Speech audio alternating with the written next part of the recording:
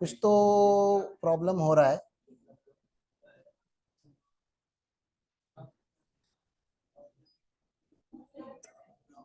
Okay, depreciation पढ़ रहे हैं हम।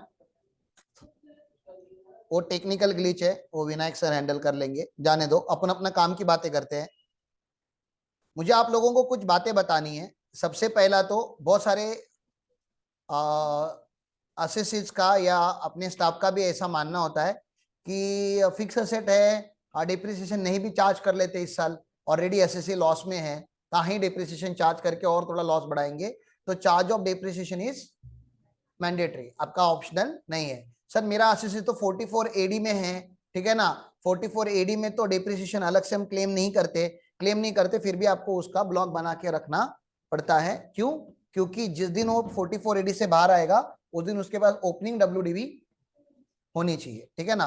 तो charge of depreciation is mandatory, income tax law ने ऑप्शन नहीं दिया हुआ, उसका अच्छा खासा लॉजिक है, but as I told you कि जब हम पूरा पीजीबीपी पढ़ेंगे तब उसमें जाएंगे। अभी मेरा पूरा आपको पूरा डिप्रिसिएशन पढ़ाने का इंटेंट नहीं है, because that is not possible at all, ठीक है ना। कम से कम 5 से 10 घंटे मिनिमम लगते हैं to understand depreciation as a concept.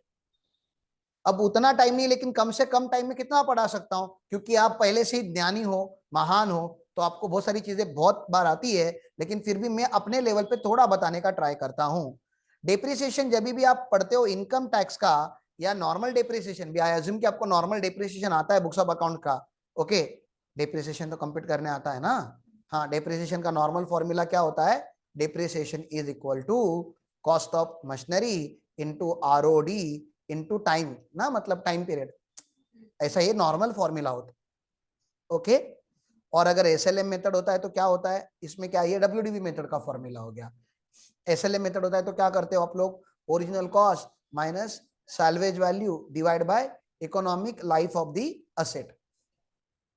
Okay, तो कुछ नहीं, अब मैंने बोला ये प्रोजेक्टर 1 लाख का है, प्रोजेक्टर कितना है? 1 लाख का है, 10 साल की इसकी लाइफ है, 1 लाख का है, 10 साल की लाइफ है।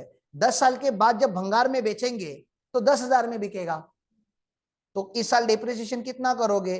तो भैया 1 लाख की वैल्यू थी, 10,000 की सैल्वेज वैल्यू आ गई, 10,000 की क्या आ गई? सैल्वेज वैल्यू आ गई, मतलब स्क्रैप वैल्यू डिवाइड बाय, मैंने क्या बोला, इकोनॉमिक लाइफ कितनी है? 10 ईयर्स है, तो 90,000 डिवाइड बाय 10, तो एसएलएम का डिप्रिसिएशन कितना हो जाएगा? 9K, 9,000। बस इतना समझ में आया? सर लेकिन इस साल असेट आपने 3 ही महीने यूज किए हैं, इस साल असेट आपने 3 ही महीने या 4 महीने यूज किए हैं, ठीक है ना। 4 महीने यूज किए तो क्या करेंगे हम? 9,000, ये तो पूरे साल का डिप्रिसिएशन था, 4 ही महीने यूज किए तो into 4 divide by 12, time period भी लगाना पड़ता है, तो 9,000 इंटू 4 डिवाइड बाय 12 करूंगा तो 1/3 करना पड़ेगा। 9,000 का 1/3 कितना आएगा? 3,000 आएगा, तो 3,000 का क्या हो जाता है? डिप्रिसिएशन इस साल क्लेम होता है। ऐसे नॉर्मल डिप्रिसिएशन क्लेम होता है। अब नॉर्मल डिप्रिसिएशन आप कहां क्लेम करोगे? तो मेरे हिसाब से खाली कंपनी जो हमारी होती है वहां पे आप कंपनीज एक्ट के हिसाब से डिप्रिसिएशन क्लेम करोगे। मैंने क्या बोला, समझ में आया है? तो वो नॉर्मल तरीके से जाता है, वो ऐसे जाता है, that is the companies act वाला डिप्रिसिएशन, जो आप नॉर्मल बचपन से पढ़ के आए हो, अकाउंट्स में पढ़ते हो। अभी इनकम टैक्स का डिप्रिसिएशन जो होता है वो नॉर्मल के कंप्लीट अपोजिट होता है, याद रखो, इनकम टैक्स का डिप्रिसिएशन नॉर्मल नहीं है। तो क्या फर्क है, तो वो बताने का शॉर्ट में ट्राई करता हूं, डेप्थ में नहीं जा सकता। इनकम टैक्स का डिप्रिसिएशन नॉर्मल डिप्रिसिएशन से क्यों अलग है, उसका मैं शॉर्ट में बताने का ट्राई करता हूं। एक तो इनकम टैक्स में class of asset and rate of depreciation दोनों आपको याद रखने पड़ते हैं, एग्जाम के लिए भी और प्रैक्टिकल लाइफ के लिए भी। सर प्रैक्टिकल लाइफ के लिए याद क्यों रखने पड़ते हैं? गूगल कर लूंगा भैया, ऑडिट के टाइम पे इतना टाइम नहीं होता हमारे पास कि हम गूगल कर लेंगे। आपको उसका डेप्रिसिएशन का चार्ट ओपन होते ही दिखना चाहिए कि एसेट गलत क्लासिफाई किया है।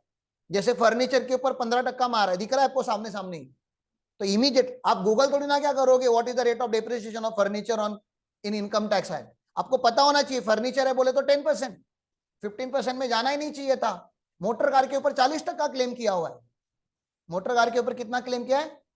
40%। हो ही नहीं सकता, कितना होना चाहिए? 15% होना चाहिए। बोलो, डरने का नहीं, 15% होना चाहिए। आपके पास अभी मध्य प्रदेश से काम आया हुआ है, उसमें एक बैलेंस शीट है, बैलेंस शीट में कंप्यूटर्स है, और कंप्यूटर्स के सामने लिखा है कंप्यूटर्स @ 60%। मैंने देखा हुआ है कंप्यूटर @ क्योंकि 3 साल पहले, 3-4 साल पहले कंप्यूटर का जो डेप्रिसिएशन का रेट था इनकम टैक्स का वो 60% का था, तो उन्होंने तभी बनाया होगा 60% का लेजर। अरुण जेटली सर ने सारे जो हायर रेट ऑफ डेप्रिसिएशन थे वो मैक्सिमम 40% पे रिस्ट्रिक्ट किए है। मतलब आज के तारीख में इनकम टैक्स में कोई भी रेट 40% के ऊपर नहीं है। मैंने क्या बोला, समझ में आया? आज की तारीख में प्रैक्टिकली, कभी था अभी नहीं है, कभी 80% भी था, कभी 100% भी था। आज हमारा हायर रेट कितना है और लोअर कितना है? 5। लोअर कितना है? 5। तो class of asset and rate of depreciation, आपको रेट्स याद रखने पड़ेंगे इनकम टैक्स के। सर अकाउंट्स में क्या होता है? अकाउंट्स में मैनेजमेंट डिसाइड करता है कि मेरा रेट क्या होगा। इसे internal policy of the organisation. Income tax में अगर पॉलिसी दे दोगे, दे सकते हैं क्या? पहले तो इनके हाथ में है। प्रॉफिट ज्यादा आएगा तो डेप्रिसिएशन बढ़ा देंगे, प्रॉफिट कम आएगा तो डेप्रिसिएशन कम कर देंगे, डेप्रिसिएशन को रेगुलेट करके प्रॉफिट कम ज्यादा करेंगे। तो इनकम टैक्स ने क्या बोला होगा कि अगर आप इनकम टैक्स में आते हो तो रेट ऑफ डेप्रिसिएशन आप चूज नहीं करोगे, हमने जो बना के रखे वो आपको करने पड़ेंगे। इसलिए इनकम टैक्स में रेट ऑफ डेप्रिसिएशन जो है वो फिक्स है।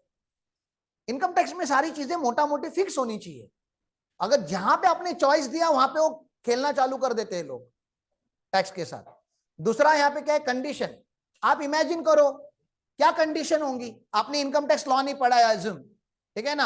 आप इमेजिन करो क्या कंडीशंस होगी। दे देना सबको, रखो मत, प्लीज डिस्ट्रीब्यूट। हाँ, वैसे भी एंटरटेनिंग लेक्चर ही है, कहाँ इतना सीरियस लेके पढ़ रहे हो, ठीक है? खाते खाते पढ़ो, कोई टेंशन नहीं। क्या कंडीशन? इस बिल्डिंग का, इस 3 मालों का, इस 3 फ्लोर पे अपना ऑफिस है, क्या इस बिल्डिंग का मैं डेप्रिसिएशन कर सकता हूं क्लेम? करते ना, अपनी तो कंट्रोल में है नहीं, तो क्या कंडीशन होगी डेप्रिसिएशन क्लेम करने की? कंडीशन पूछ रहा हूं। ओनरशिप बोलो ना, अरे अंदर से आना चाहिए। क्या होना चाहिए? असेट का ओनरशिप होना चाहिए आपका। अगर असेट ओनरशिप का होगा तो ही, तो जो बिजनेसमैन होता है उसका घर जो होता है जहां पे रहता है वो ओनरशिप का ही होता है ना, तो उसके ऊपर डेप्रिसिएशन क्लेम करते हो क्या? दूसरा कंडीशन अभी क्या होना चाहिए? बिजनेस, दिस इज बिजनेस, ठीक है ना? उसमें अभी असेट को यूज करना है। मतलब घर पे जो वॉशिंग मशीन रखी है, हमारे घर की नहीं, हमारे घर की वॉशिंग मशीन का भी हम क्या करते हैं? डेप्रिसिएशन क्लेम करते हैं। बताओ क्यों? क्योंकि वो वॉशिंग मशीन में बिजनेस के लोग कपड़े धोते हैं, आर्टिकल्स घर में रहते हैं। हाँ, तो हमारे लिए कोई असेट पर्सनल असेट है ही नहीं। हमारा हर असेट बिजनेस। हम लोग ने देखो, मैंने तो क्या बोला, गुरुकुल के साथ तो एक तो ना आप लोग ना टैक्स प्लानिंग की बात मत करो। जो टैक्स प्लानिंग का एडवांस लेवल होता है ना, वो हमने ऑलरेडी कर दिया, इंप्लीमेंट कर दिया है। और आप लोग इलीगल बात ही नहीं। कैसे इलीगल है मुझे बताओ? अपनी गाड़ी प्राइवेट है कि पर्सनल, प्राइवेट है कि बिजनेस वाली? गाड़ी के ऊपर हम 100% डिप्रिसिएशन क्लेम करते हैं। बिजनेस है ना, 100%। कहां है पर्सनल यूज? बता, मेरे लाइफ में पर्सनल यूज बता। नहीं बताओ, सच बता रहा हूं। इनकम टैक्स भी वही पूछेगा मुझे।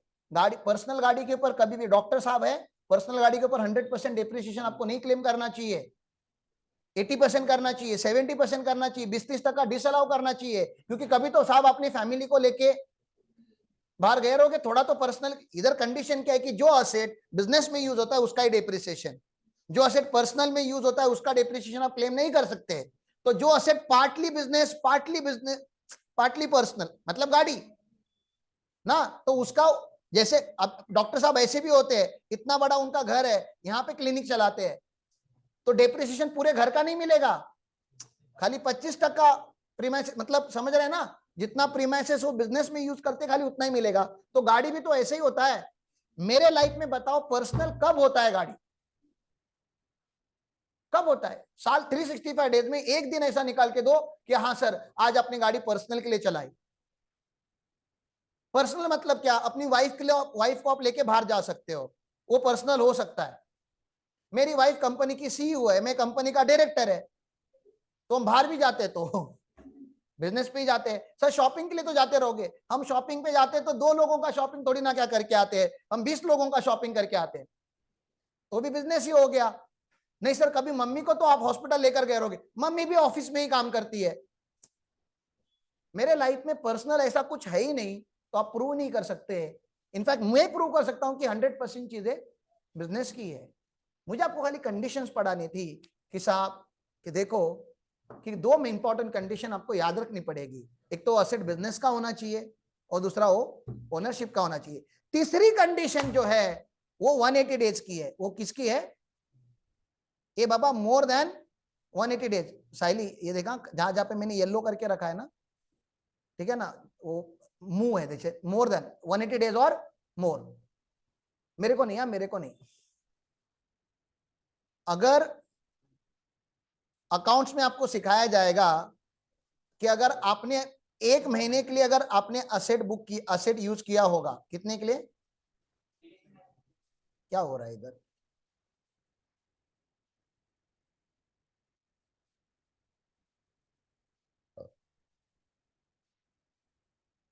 अगर आपने 1 मंथ के लिए अगर असेट बुक किया होगा तो पूरे साल का जो डेप्रिसिएशन होता है इंटू 1/12 किया जाता है अकाउंट्स में।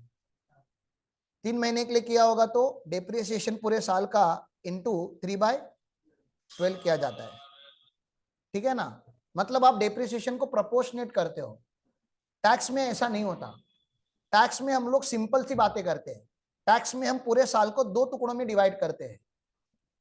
टैक्स में पूरे प्रीवियस ईयर को 2 टुकड़ों में डिवाइड किया जाता है। प्रीवियस ईयर चालू कब होता है? अप्रैल पे। खत्म कब होता है? मार्च पे। अगर आपने second half of the year में असेट परचेस किया होता है, क्या बोला मैंने? Second half of the year, तो फुल डेप्रिसिएशन मिलेगा कि हाफ मिलेगा? हाफ, क्योंकि आपने असेट आधे साल से कम साल यूज किया ना। और अगर आपने फर्स्ट हाफ में अगर असेट को परचेस किया होगा तो फुल। तो फर्स्ट हाफ में कौन से महीने आते हैं? अप्रैल, मई, जून, जुलाई, अगस्त, सितंबर में इधर ही आता है। मतलब अगर आपका परचेस का डेट टैली ओपन करने के बाद आपको दिखता है परचेस का डेट अप्रैल, मई, जून, जुलाई, अगस्त, सितंबर है, तो सोचोगे क्या इसको हाफ में डालू कि फुल में डालू? क्योंकि आपका तो टेबल ऐसे ही ओपन होता है ना। परचेस के कॉलम में 2 टुकड़े होते हैं, 180 days, less than 180 days and 180 days और मोर ना। ऐसा ही आपका होता है ना। आपको दिखाऊं क्या वो चीज? आईटीआर के फॉर्म में कैसे दिखता है आपका, टैक्स ऑडिट रिपोर्ट में कैसे शो होता है?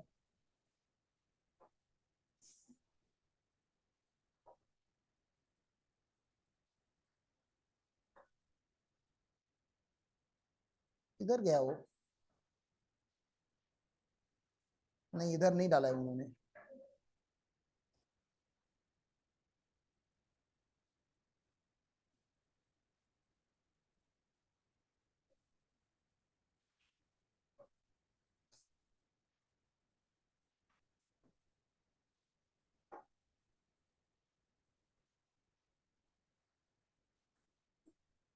मेरे में विनमैन ओपन नहीं होगा ना रे, विनमैन ओपन नहीं होगा यहाँ पे ना। तुम लोगों का सिस्टम लगाना पड़ेगा। चलो ठीक है, जब ये लोग का सिस्टम लगाएंगे तो मैं आपको दिखाऊंगा। लेकिन कल ये बता रहे थे आपको, जब डेप्रिसिएशन का आपको उन्होंने अपने संकेत सर ने जब टेबल दिखाया था तो आपने वहां पे देखा था क्या 180 डेज का एक कॉलम आता है, ओपनिंग, एडिशंस। एडिशंस में 2 होते हैं, 180 डेज और मोर और लेस देन 180। अगर फर्स्ट हाफ में अगर आपने असेट परचेस किया होगा यहाँ पे, तो आप कहां पे डालोगे? 180 प्लस में डालोगे। मतलब क्या बात होती है? इसका फुल डेप्रिसिएशन मिलेगा। अगर आपने अक्टूबर का महीना रहने दो, नवंबर, दिसंबर, जैन, फेब, मार्च, अगर इन महीनों में असेट परचेस किया होता है, टैली में दिखता है आपको, साल भर का ओपन करते हो तो आप लेस देन 180 डेज में डालोगे, उसका हाफ डेप्रिसिएशन मिलता है। मैंने क्या बोला समझा? तो या तो आपको फुल डेप्रिसिएशन मिलेगा या तो आपको हाफ डेप्रिसिएशन मिलेगा। यहां तक क्लियर है? मतलब हम टाइम प्रपोर्शन नहीं करते, इनकम टैक्स में टाइम प्रपोर्शन नहीं होता, या तो आधा डेप्रिसिएशन या तो पूरा डेप्रिसिएशन। तो मार्च के महीने में 4 दिन हुए सर असेट परचेस करके खाली, तभी भी आपको हाफ ईयर का डेप्रिसिएशन मिलेगा। ओके सर, आपने सितंबर में असेट लिया हुआ है सर, मोटा मोटी 6 महीने तो असेट था ही नहीं हमारे पास, फिर भी आपको फुल मंथ का डेप्रिसिएशन मिलेगा। अब कट ऑफ डेट होती है ठीक है ना। कट ऑफ डेट कैसे कंप्यूट होती है उसका भी लॉजिक है। कट ऑफ डेट है हमारी 3 अक्टूबर। कट ऑफ डेट क्या है? 3 अक्टूबर। 1 अक्टूबर पे अगर आप asset purchase and put to use करते हो तो 182 डेज आता है, 31 मार्च तक हमने काउंट किया हुआ है। 1 अक्टूबर से 31 मार्च तक कितना आता है? 182 डेज। तो 182 डेज के लिए अगर असेट यूज होता है तो फुल डिप्रिसिएशन। 2 अक्टूबर गांधी जयंती पे अगर आप असेट परचेस करते हो तो 181 डेज होते हैं बचे हुए साल में, तभी भी फुल। 3 अक्टूबर पे अगर आप असेट परचेस करते हो तो एग्जैक्ट 180 डेज होता है 31 मार्च तक। 3 अक्टूबर से 31 मार्च तक कितना होता है? एग्जैक्ट 180 डेज होता है। मतलब ये 3 अक्टूबर क्या बन गया आपका? कट ऑफ डेट हो गया। अगर लीप ईयर होगा, लीप ईयर मतलब फेब में कितने दिन आएंगे? 29 डेज आएंगे। फेब में कितने दिन आएंगे? 29। मतलब अभी फेब 24 जो आने वाला है उसमें कितने, अभी अगले साल होगा, हुआ 20 साल तो नहीं होगा, ठीक है ना। अगले साल आपके फेब में कितने दिन होंगे? 29 डेज होंगे। तो आपका कट ऑफ डेट 4 अक्टूबर पे चला जाएगा, एक दिन बढ़ जाता है वहां पे। ओके, समझ में आया मैंने क्या बोला? इसके हाँ, फुल फुल यहां तक फुल, ये तो दिख रहा है ना, यहां तक फुल, कट ऑफ डेट तक फुल। इसके बाद हाफ। यहां तक क्लियर है? तो 3 कंडीशन मैंने बताया आपको डिप्रिसिएशन क्लेम करने के लिए। असेट क्या होना चाहिए? ओन होना चाहिए। दूसरा वो कौन से पर्पस के लिए यूज होना चाहिए? बिजनेस। और तीसरा मैंने क्या बोला? वो लास्ट ईयर में पुट टू यूज कितने पीरियड के लिए होना चाहिए? 180 डेज से ज्यादा, 180 और मोर तो फुल डिप्रिसिएशन, लेस देन 180 होगा तो हाफ डिप्रिसिएशन। यहां तक क्लियर है? अब रेट्स कैसे याद करेंगे? इनकम टैक्स में ब्लॉक सिस्टम चलता है। कौन सा सिस्टम चलता है? Block system. ब्लॉक का सबसे सिंपल डेफिनेशन देखो क्या लिखा है मैंने। ब्लॉक ऑफ एसेट का मतलब होता है, पहले तो ब्लॉक और इंडिविजुअल एसेट सिस्टम क्या होता है वो समझो। अकाउंट्स में या कंपनीज एक्ट में अगर आपके पास 40 एसेट होंगे तो कितनी बार डेप्रिसिएशन कंप्यूट करोगे? 40 बार डेप्रिसिएशन कंप्यूट करोगे। 40 कंप्यूटर है तो 40 टाइम्स डेप्रिसिएशन कंप्यूट होगा। टैक्स में कितनी बार कंप्यूट होगा? एक ही बार। क्यों? क्योंकि सारे कंप्यूटर्स हम किस में डालते हैं? एक ब्लॉक में डालते हैं। तो 4000 कंप्यूटर होंगे तो तभी भी हम एक ही टाइम पे डिप्रिसिएशन कंप्यूट करेंगे। 40,000 होंगे, कितने भी होने दो। लॉजिक समझ में आया? हम असेट के ऊपर डिप्रिसिएशन नहीं कंप्यूट करते, हम ब्लॉक के ऊपर करते हैं। ब्लॉक मतलब क्या? पूरे ग्रुप के ऊपर हम डिप्रिसिएशन कंप्यूट करते हैं। क्यों सर? क्योंकि चीजें इजी करने के लिए। एक एक असेट को पकड़ पकड़ के अगर आप डिप्रिसिएशन करते रहोगे, जिससे आपको फाइनल अकाउंट में किसी ने पढ़ाया होगा, तो कितना टाइम लगेगा? आईसीआईसीआई बैंक को कितना टाइम लगेगा? 10,000 ब्रांचेस है उनकी, कितने असेट्स होंगे उनके पास। तो हम पूरे आईसीआईसीआई बैंक के सारे एसेट्स को एक 10-15 ब्लॉक में डाल देते हैं और 10-15 आइटम के ऊपर हम क्या कर देते हैं? डिप्रिसिएशन कंप्यूट कर देते हैं। इतना आसान है। ये समझ में आ रहा है आपको मैं क्या बता रहा हूं? तो ब्लॉक सिस्टम मतलब क्या? तो ब्लॉक में आपको, ब्लॉक मतलब group of asset having same category, same rate. तो 2 बातें मैंने बोली, same category same rate, same category same rate. तो रेट भी सेम होना चाहिए और कैटेगरी भी सेम होनी चाहिए। तो मैं आपको बताता हूं, बिल्डिंग का रेट कितना है? 10%। फर्नीचर का भी रेट कितना होता है? क्या बिल्डिंग और फर्नीचर का एक ब्लॉक बन सकता है? क्यों? रेट सेम है ना। साहब कैटेगरी अलग है, बिल्डिंग को अलग कॉलम में लिखना पड़ेगा और फर्नीचर को अलग कॉलम में लिखना पड़ेगा। साहब plant and machinery, plant and machinery में मोटर कार भी आता है और कंप्यूटर भी आता है। प्लांट एंड मशीनरी में क्या आता है? मोटर कार भी आता है और कंप्यूटर भी आता है। लेकिन मोटर कार का जो रेट है वो 15% है और कंप्यूटर का जो रेट है मैंने अभी थोड़ा पहले बताया कितना है? 40%। साहब कैटेगरी सेम है लेकिन रेट अलग है, तो इसका भी ब्लॉक नहीं बनेगा, इनको अलग अलग ब्लॉक में रखना पड़ेगा। तो सब किसको आप सेम ब्लॉक में रख सकते हो? साहब आपके पास 15 कार है, सेम ब्लॉक है, सेम ब्लॉक में जाएगा। साहब 15 कार है, 15 कार है, 10 बाइक है, 10 बाइक है, 10 एसी है, ठीक है ना, 25 तुम्हारे प्लांट एंड मशीनरी है, मशीनरी रहती है ना जो भी बड़ी, 25 प्लांट एंड मशीनरी है। इनका ब्लॉक बनेगा क्या? यस। क्यों? क्योंकि इसका भी 15% है, इसका भी 15% है, इसका भी 15% है, इसका भी। लेकिन सर कैटेगरी अलग है ना। ना ना, टाइप अलग है। इन सबका कैटेगरी एक ही है, प्लांट एंड मशीनरी। इन सबको हम क्या बोलते हैं? अदर एसेट बोलते हैं। इनफैक्ट क्या बोलते हैं इनकम टैक्स में? इसको अदर एसेट मतलब प्लांट एंड मशीनरी। तो आपको ये तो पता होना चाहिए कि इनकम टैक्स में कैटेगरीज कितनी है। मेनली देखो, वैसे तो बहुत सारी है, लेकिन मेन कैटेगरी होनी चाहिए। तो मैं आपको पूछता हूं, कोई भी अगर बड़ा मैन्युफैक्चरिंग यूनिट डिसाइड, आप अज्यूम करो कोई बड़ा मैन्युफैक्चरिंग यूनिट आप एस्टैब्लिश करने वाला है। कोई आपके पास क्लाइंट आया, क्या लेने वाला है? सबसे बड़ा यूनिट। इधर तो बहुत बड़ा जमीन लेके क्या करने वाला है? यूनिट सेटअप करने वाला है। तो मुझे बताओ, सबसे पहला असेट वो क्या परचेस करेगा? सबसे पहला असेट लैंड। लैंड के ऊपर डिप्रिसिएशन नहीं होता, इसलिए इसके ऊपर कोई ब्लॉक भी नहीं है। चलो लैंड अक्वायर होगी, अब क्या करेगा? बिल्डिंग बनाएगा। तो बिल्डिंग का रेट कितना? 10%। इसका एक कैटेगरी हो गया, तो बिल्डिंग एक कैटेगरी है। ओके, बिल्डिंग बन गई। अब क्या करेगा? नहीं, डायरेक्टर क्या चटाई लेके जाएगा ऑफिस में रोज? हाँ, अभी क्या बनेगा? Furniture and fittings. फर्नीचर में खाली ये समझो, लकड़ी का फर्नीचर ऐसा नहीं है। ये जो इलेक्ट्रिकल वायरिंग्स होती है, पंखा लगता है, ये ट्यूबलाइट रखती है, सबको भी क्या बोला जाता है? Electrical fittings. तो इलेक्ट्रिकल फिटिंग्स और फर्नीचर दोनों का रेट कितना है?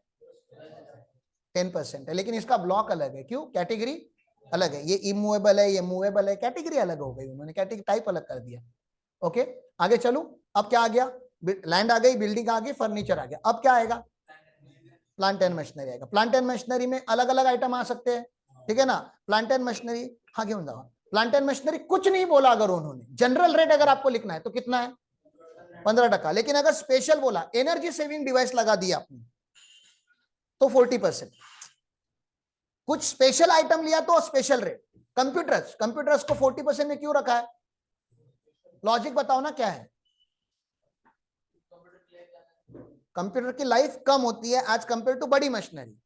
किसका रेट ज्यादा होना चाहिए? डिप्रिसिएशन मतलब समझ रहे हो ना, उतने फास्ट तो असेट राइट ऑफ होने वाला है। तो 40% का रेट मतलब आने वाले 3 से 4 साल में कंप्यूटर को राइट ऑफ करना पड़ेगा। 4 साल में कंप्यूटर रिप्लेस करना पड़ेगा, इसलिए उसको 40% के रेट से डिप्रिशिएट किया जाता है। जब आप 15% का रेट पकड़ते हो, मतलब आप अज्यूम करते हो कि वो असेट का मोटा मोटी 8 से 10 साल तो लाइफ होगा, ठीक है ना? फर्नीचर को 10% पे राइट ऑफ करते हो, मतलब मिनिमम 10 साल तो रहेगा ही रहेगा, 10 से 12 साल तो ये जाएगा ही जाएगा।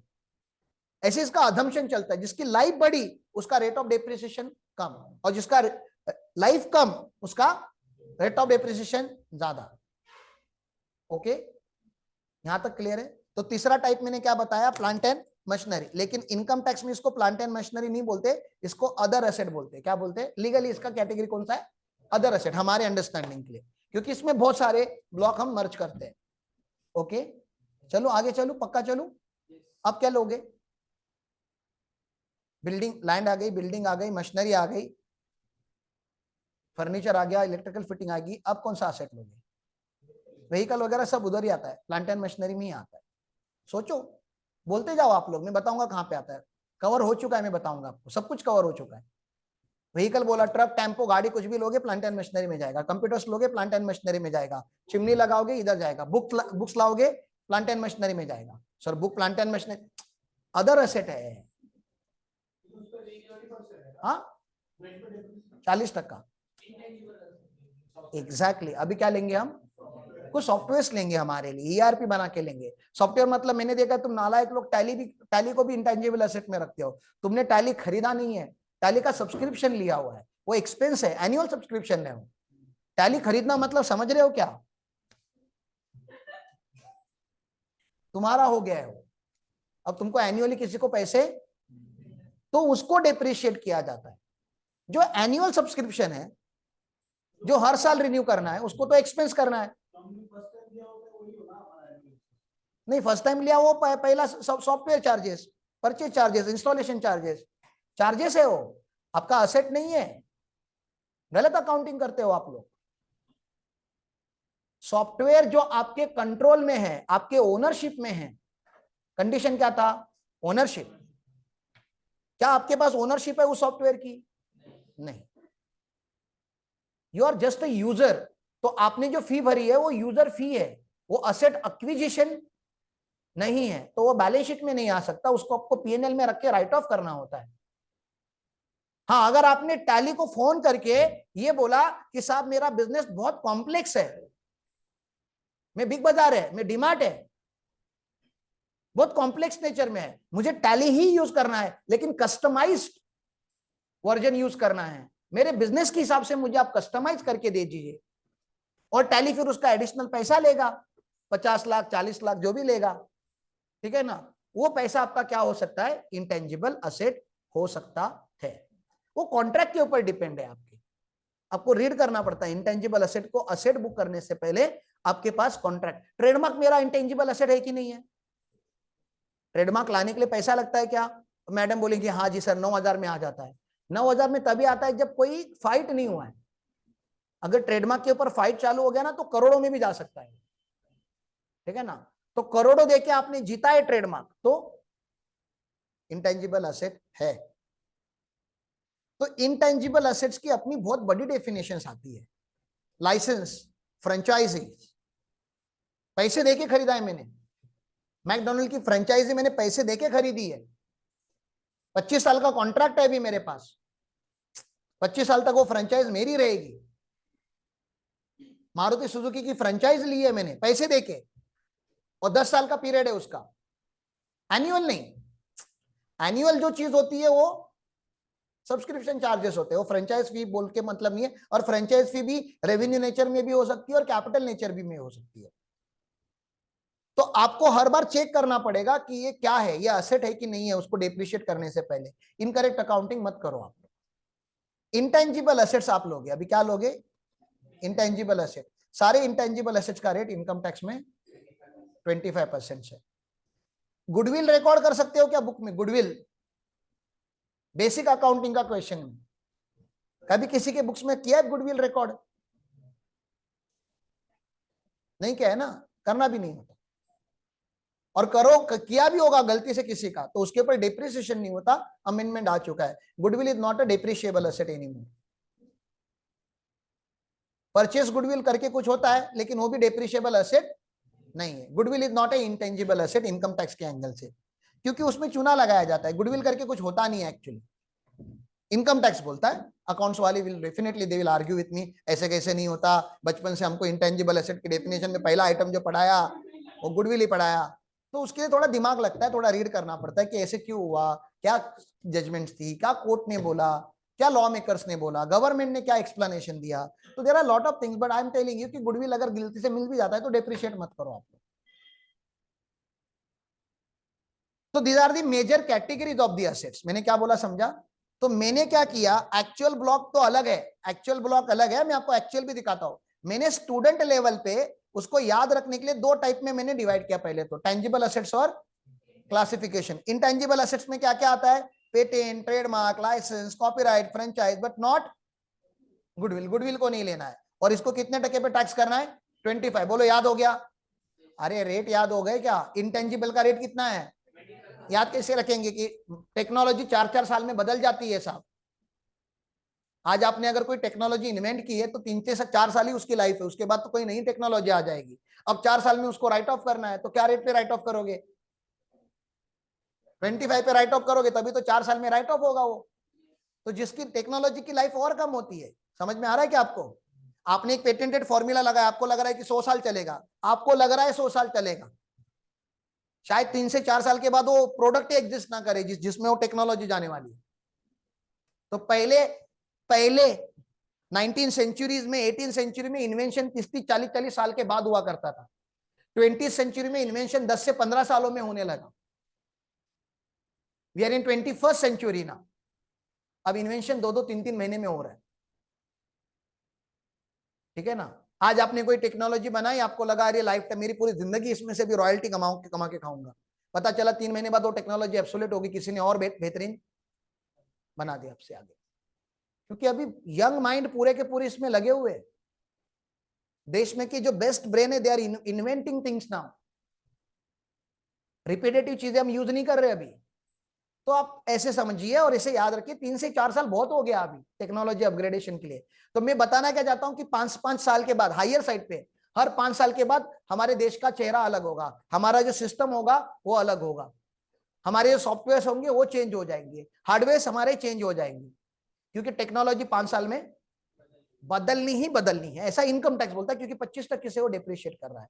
तो इनकम टैक्स आप पढ़ते हो तो आपको देश कहां जा रहा है वो भी आपको पता चलता है, ठीक है। आगे चलो, बिल्डिंग का भैया मैंने कितना बताया आपको रेट, 10% रेट बताया मैंने आपको, राइट?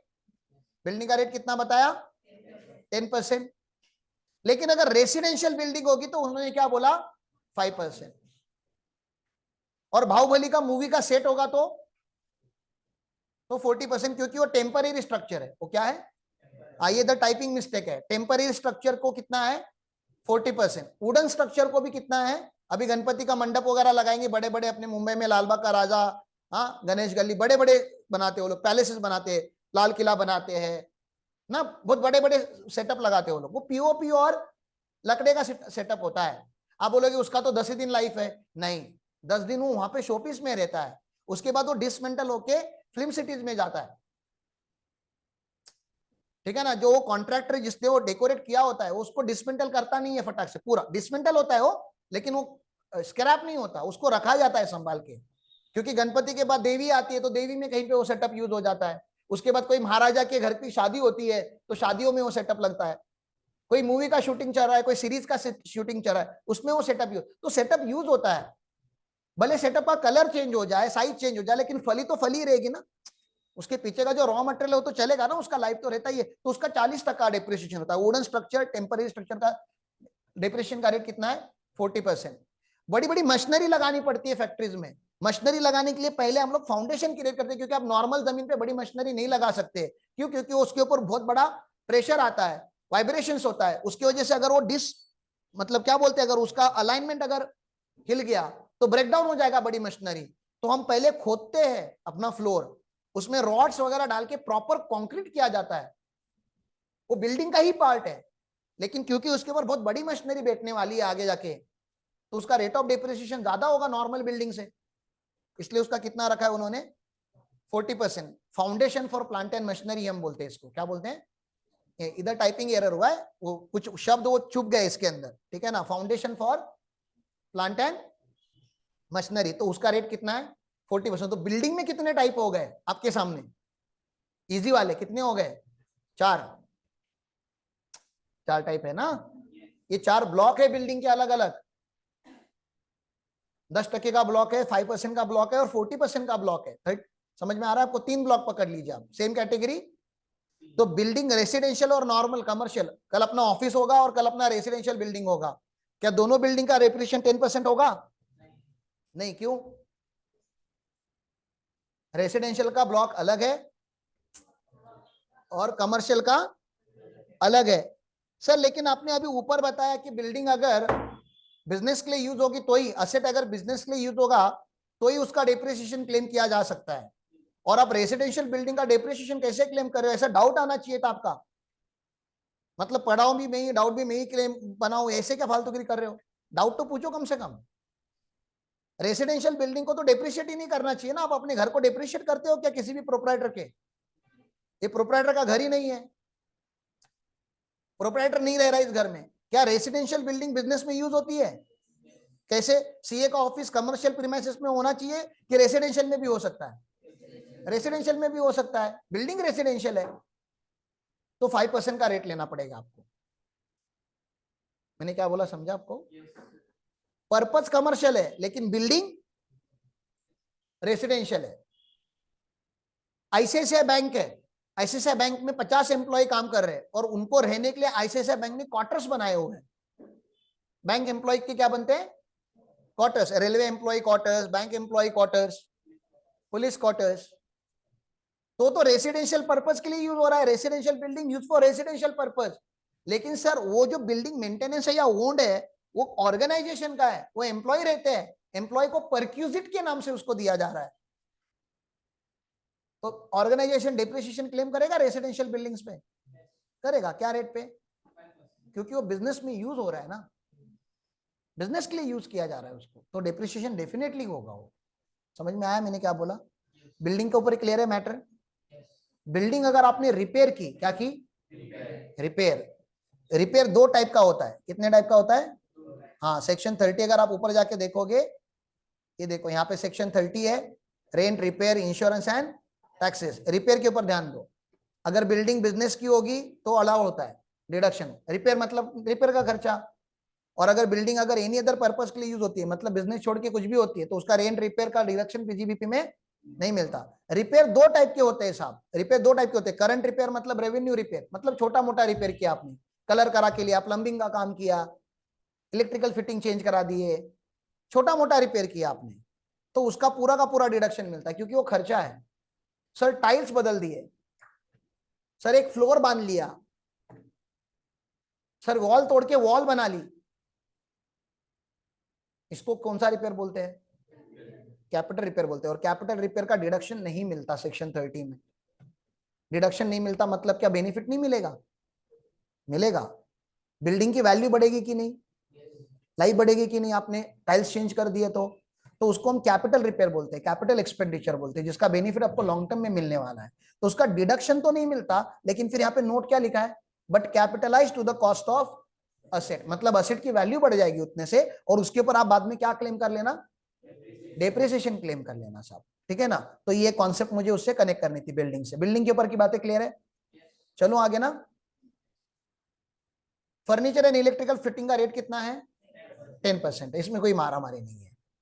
एनी अदर एसेट में क्या क्या आता है मैंने बताया, नॉर्मली इसमें क्या आता है, प्लांट एंड मशीनरी आता है। अभी बच क्या गया देखो ना, इंटेंजिबल कवर हो गए, बिल्डिंग कवर हो गया, furniture and fitting cover. Business का कौन सा एसेट बचा भी? Mainly plant and machinery. ऐसा हम बोलते हैं, लेकिन उसका कैटेगरी हमारे लिए क्या है, अदर एसेट। तो प्लांट एंड मशीनरी, अगर नॉर्मल प्लांट एंड मशीनरी होगी तो उसका आरओडी होगा 15%। यहां तक क्लियर है? गाड़ी नॉर्मल है, नॉर्मल गाड़ी है, ठीक है ना, व्हाइट प्लेट वगैरह है, बिजनेस में भी यूज होती है, तो भी कितना, 15%। लेकिन आप ओला उबर चलाते हो, आप ट्रांसपोर्ट चलाते हो, आप वीआरएल हो, तो गाड़ी ज्यादा यूज होती रहेगी, तो गवर्नमेंट ने उसका रेट ऑफ डेप्रिसिएशन डबल कर दिया, क्योंकि जो येलो प्लेट की गाड़ियां होती है उनकी लाइफ कम हो जाती है। लाइफ क्यों कम होती है? क्योंकि वो रोज रोड पे। अपना गाड़ी कैसा होता है, सुबह हम लोग घर से निकलते हैं, ऑफिस में आते हैं, फिर ऑलमोस्ट दिन भर पार्क रहता है, और फिर शाम को यूज होता है। कभी तो क्लाइंट यहाँ के क्लाइंट यहाँ जाना होगा तो ही वो यूज होता है, आउट स्टेशन पे जाते हैं तो ज्यादा यूज होता है। लेकिन अगर ओला उबर होता तो दिन भर यूज होता, और मुंबई में तो डे नाइट यूज होता है, तो आप समझो कि उसका डिप्रिसिएशन डबल होता है। तो इसलिए अगर येलो प्लेट की गाड़ी होती है, खास करके जब आपका हायर का बिजनेस होता है, हायरिंग और लीजिंग का बिजनेस होता है, गाड़ी भाड़े पे देने का बिजनेस होता है, तो आप कितना डिप्रिसिएशन लेना चाहिए उसका? 30% के ब्लॉक में आपको रखना चाहिए। ओके चलो आगे। अगर आपके पास एयरक्राफ्ट है, अभी तक तो हमारे पास ऐसा कोई एसएससी नहीं है जिसका प्राइवेट जेट है, लेकिन कभी ना कभी आएगा, तो वो एयरक्राफ्ट का क्या होता है, रेट ऑफ डेप्रिसिएशन ज्यादा होता है, 40%। क्यों? क्योंकि सागर साहब को पूछो कि गाड़ी में अगर अगर वो बाइक चलाते हैं, लेफ्ट इंडिकेटर राइट इंडिकेटर नहीं चल रहा है, तभी भी चला सकते हो। हॉर्न नहीं चल रहा है फिर भी चला सकते हो, चला सकते हैं। अपर डिपर लाइट चालू नहीं है तभी भी चला सकते हो। उनको तो पूछो, वो बोलते कि ब्रेक वगैरह भी नहीं होगा तभी भी चला सकते हैं। हाँ, लेकिन एयरक्राफ्ट का ऐसे हो सकता है क्या, दो चार बटन नहीं चल रहे, चलेगा, उड़ा लेते, देख लेते, ऐसा नहीं होता ना। मतलब क्या जल्दी रिप्लेस होगा, मोटर व्हीकल जल्दी रिप्लेस होगा कि एयरक्राफ्ट जल्दी रिप्लेस होगा? मतलब उसकी लाइफ नॉर्मल मोटर व्हीकल से कम होगी, कम होगी तो रेट ऑफ डेप्रिसिएशन ज्यादा होगा। ज्यादा मतलब कितना, मैक्सिमम कितना अलाउड है? अभी अरुण जेटली सर ने बोला 40% अलाउड है। मैंने शिप का कैसे याद रखा है, मैं अगर आपको एयरक्राफ्ट इमेजिन करने बोलूंगा तो आप पूरा एयरक्राफ्ट इमेजिन करते हो, पूरा एयरक्राफ्ट इमेजिन कर सकते हो ना, विंग होते हैं, टायर होते हैं, खड़ा एयरक्राफ्ट है, आप समझो जरा।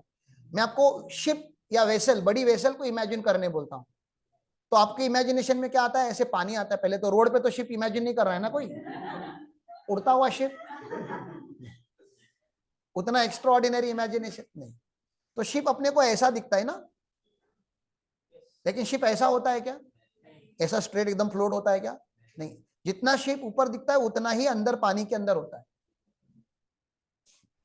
ओके, तो मैंने क्या याद रखा है, 50% एयर 50% वाटर में होता है शिप, और एयरक्राफ्ट 100% एयर में होता है। तो एयरक्राफ्ट का 100% एयर का रेट जो है वो 40% है, तो आधे एयर का रेट कितना होना चाहिए? 20%। तो इसलिए अगर एयरक्राफ्ट का 40 है तो वेसल का मैंने कितना याद रखा है? 20, क्योंकि इसके अजीब से रेट है। अब आपके पास ऐसा भी कोई क्लाइंट नहीं है जिसके पास वेसल है, लेकिन एग्जाम में आता है, एग्जाम के लिए भी तो थोड़ा बहुत पढ़ लो। हाँ चले आगे, काम का नहीं था। Computer including computer software and hardware, मुझे दोनों बताना था यहाँ पे, computer including computer software and computer hardware. Software तो समझ में आता है, अपने कंप्यूटर के लिए कोई सॉफ्टवेयर लिया तो 25% पे नहीं आप बुक कर सकते हो। कंप्यूटर का अगर कोई सॉफ्टवेयर है तो अलग से इंटेंजिबल बोल के मत ऐड करो, आप उसको इधर ही ऐड कर दो। क्योंकि कंप्यूटर आप जब लेते हो तो बिना सॉफ्टवेयर का कंप्यूटर लेके क्या मतलब है, बिना विंडोज का मैं ये कंप्यूटर लेके क्या करूंगा, चालू ही नहीं होगा, ये ब्लू स्क्रीन दिखा देगा। इसमें विंडोज है, इसमें सॉफ्टवेयर है करके ये चालू है, माइक्रोसॉफ्ट ऑफिस है करके चालू है।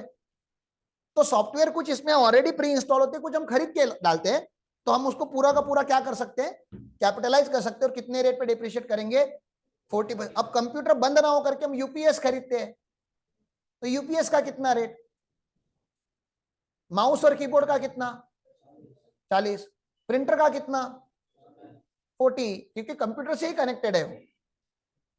हाँ, अगर आपको कंजर्वेटिव में जाना है तो 15% भी आप कर सकते हो, अगर आपका जेरोक्स मशीन जैसा प्रिंटर है। लेकिन अगर आप मशीन कंप्यूटर को लगा के रखते हो तो कितने में जाना चाहिए, 40% पे जाना चाहिए। यहां तक क्लियर है? चलो आगे। Book and annual publication. अब यहाँ पे जो बुक लिखा गया है ना, ये बुक प्रोफेशनल्स के लिए लिखा गया है, क्योंकि बिजनेस वाला कोई बुक नहीं रखता। आप ऐसे देखोगे किसी मैन्युफैक्चरिंग वाले के ऑफिस में जाके कि बहुत सारी किताबें रखी है पीछे, एक आध बुक होगा तो अलग बात है, तो वो तो असेट में बुक भी नहीं करना होता। ये प्रोफेशनल्स के लिए होता है। आप लॉयर के ऑफिस में जाओ तो पूरा पीछे का कबर्ड दिखता है भरा हुआ बुक उससे। सीए के ऑफिस में जाओ तो दिखता है कि अरे बहुत सारों से बुक परचेस करके तो रखा है कम से कम। हाँ, पढ़ते थोड़ी ना क्या हम लोग, वो तो क्लाइंट को डराने के लिए रखते हैं हम, कि देखो इतनी किताबें पढ़ के इंसान सीए बनता है, इतनी किताबें पढ़ के इंसान लॉयर बनता है। वो दिखाने के लिए, डराने के लिए रखा जाता है। हाँ, लॉयर लॉयर स्टडी करता है, सीए नहीं करता, देखो। हाँ, तुमको लगता है मैं लॉयर को नहीं पहचानता? हाँ, you people know lawyer better than me. हाँ, तो लॉयर लोगों के कुछ ज्यादा ही करीब रहता हूं मैं। I know how much they study. Definitely they study, but not the book that they have kept in the rack. वो उधर ही रहते हैं। They study different books. थोड़े उसमें से कुछ पढ़े भी होते हैं, कभी कभी रेफरेंसिंग के लिए काम आते हैं। मोस्ट इंपॉर्टेंटली मुझको पता है, क्लाइंट को डराने के लिए काम आते हैं। कोई भी क्लाइंट आता है तो बुक देख के डर जाता है, अरे बाप रे इतनी बुक्स, और इतने मोटे मोटे रखते हैं। तो साहब बुक्स हमारे लिए फिक्स सेट होते हैं, क्यों? अगले साल रद्दी में बेच दोगे क्या? हम रखते हैं ना कबड़ में उनको, तो कितने पे डिप्रिशिएट करना होता है, 40% पे। और लाइब्रेरी का अगर आपका बिजनेस होगा तो आपके लिए मेन एसेट ही क्या है, नहीं टेबल और चेयर ना, नहीं बुक्स। तो इसलिए वहां पे वो 40% का लाइब्रेरी के बिजनेस का, और इनको अलाउ किया 40%। सर मेरा ट्रेडिंग बिजनेस है और मैंने मेरी इंडस्ट्री का एक बुक खरीदा हुआ है, उसको डिप्रिशिएट करूं क्या? नहीं, उसको राइट ऑफ करना पड़ेगा आपको। ये only professionals and library business को अलाउड है। सर मैंने जो बुक खरीदा हुआ एनुअल पब्लिकेशन है। एनुअल पब्लिकेशन मतलब हर साल उसका एक नया एडिशन आता है, जैसे इनकम टैक्स का बुक है, पिछले साल का इनकम टैक्स का बुक अभी नहीं चलता, नए साल नहीं। लेकिन इसका ये मतलब है कि मैं पिछले साल का फेंक देता हूं और नया यूज करता हूं? नहीं, पिछले साल का भी संभाल के रखते हैं, पता नहीं क्यों लेकिन रखते हैं। कभी क्रॉस रेफरेंसिंग में आएगा, कभी 3 साल के बाद केस ओपन होगा, तो तब जाके कहा पुराना लॉ ढूंढने रहेंगे, तो अपने पर पहले से रहता है, खरीदा हुआ चीज है। वैसे भी सीए लोगों को बुक फेंकने के लिए बहुत बुरा लगता है, जमा करके रखते हैं, पढ़ेंगे नहीं पढ़ेंगे अलग बात है। लेकिन मैंने ऐसे कुछ सीए फ्रेंड्स है जिनका फाउंडेशन से लेके सीए फाइनल तक की बुक भी उन्होंने जमा करके रखे, मैंने नहीं। मैं जिस दिन सीए बना था, मेरा बिल्डिंग का वॉचमैन था जो अपनी बाइक वगैरह धोता था, मैं उसको घर पे लेकर, वो दारू बीरू पीता था थोड़ा, मतलब थोड़ा शौकीन इंसान था। मैं बोला भैया पार्टी करोगे? भैया तो रेडी थे, बोला चलो घर पे। और मैंने कुछ अपने काम के जो किताब थे जो मैं पढ़ाता था, जो सब्जेक्ट्स, वो हटा दिए उसमें से, और बोला ये पूरा कमरा आपका है, एक भी किताब इसमें दिखने नहीं चाहिए, सारी जितनी गोनी बनती है सारी भरो और निकलो यहां से। तो हमारी बिल्डिंग के वॉचमैन ने 3 से 4 दिन तक पार्टी की थी, अनलिमिटेड एंजॉय कर रहा था। हाँ, देव मानुस ऐसा मुझको उसको लगा होगा कि ये कुछ तो गड़बड़ हुआ है। उसको नहीं पता मैं क्या बनाऊं, मुझे पता था मैं क्या बनाऊं। अच्छा, मैंने सोचा था, मैंने अकेले नहीं सोचा था, मेरे आजू बाजू में जितने भी लोग सीए बने थे सबने सोचा था कि अब इनफ, अब इसके बाद ना न्यूज़पेपर भी नहीं पढ़ेंगे। एक जिंदगी में एक इंसान को जितना रीडिंग करना होता है उतना हो चुका है। अब इसके आगे न्यूज़पेपर भी नहीं रीड करेंगे। न्यूज देखनी होगी तो यूट्यूब पे जाके देख लेंगे, लेकिन रीड नहीं करेंगे, रीडिंग नहीं करेंगे। और उसके बाद 6 महीने बाद I become a teacher, full time teacher, और तब से लेके आज तक रोज रीड करना पड़ रहा है। तो कभी कभी ऐसा होता है कि आप जिंदगी में जिस चीज से पीछा छुड़ाना चाहते हो वो कहीं ना कहीं आपके आगे आके रुकी जाती है। तो आपको हिंट दे रहा हूं कि सीए बनने के बाद मेरे पास नहीं पढ़ने का चॉइस नहीं है। बनने के बाद तुम अभी तक बने भी नहीं हो, तुमको ये सब सोचना भी नहीं चाहिए कि नहीं पढ़ के कैसे पास हो सकते हैं। बीकॉम करो, बीकॉम। पोल्यूशन कंट्रोल इक्विपमेंट लगाया आपने, चिमनी वगैरह लगाया हुआ है, मराठी वाला चिमनी नहीं, इंग्लिश में चिमनी आता है, होटल्स वगैरह में रहता है, बड़ा एक्सपेंसिव रहता है वो, ठीक है ना। पोल्यूशन कंट्रोल इक्विपमेंट फैक्ट्री के ऊपर लगता है, क्योंकि डायरेक्टली आप जो गैसेस होते हैं एटमॉस्फेयर पे रिलीज नहीं कर सकते, एक हाइट पे लेके जाके फिर रिलीज करना होता है, बड़ा खर्चा लगता है उसमें। 40% गवर्नमेंट क्या देता है उसका, डेप्रिसिएशन। एनर्जी सेविंग डिवाइस अगर आपने कुछ लगाए होंगे, सोलर पैनल्स वगैरह लगाए होंगे, तो कितना, 40%। ये यूपीएस सिस्टम लगाया होगा तो 40%। ये समझ में आ रहा है आपको मैंने क्या बोला? ओके, मेनली मैंने यहाँ पे बताया, लेकिन ये ऐसे नहीं दिखता। आप जब ब्लॉक सिलेक्ट करते हो तो आपको वो कुछ ऐसे दिखता है। ब्लॉक्स आपके लीगल ब्लॉक्स ऐसे दिखते हैं, देखो लीगल में भी दिखा देता हूं मैं आपको, ये दिख रहा है आपको। ब्लॉक 1 क्या है, building which are use mainly for residential, कितना, हाँ, होटल नहीं, होटल 10% पे जाएगा, होटल कमर्शियल बिल्डिंग है, रेसिडेंशियल बिल्डिंग नहीं है, ठीक है ना। फिर block 2 normal building which is not use for residential purpose, ठीक है ना, मतलब कमर्शियल बिल्डिंग, जनरल बिल्डिंग, उसका रेट कितना है, 10%। ब्लॉक 3 वाटर ट्रीटमेंट सिस्टम कुछ ऐसा, ठीक है ना, इंफ्रास्ट्रक्चर फैसिलिटी वगैरह आपने बनाया हुआ है, चलो ठीक है, 40%।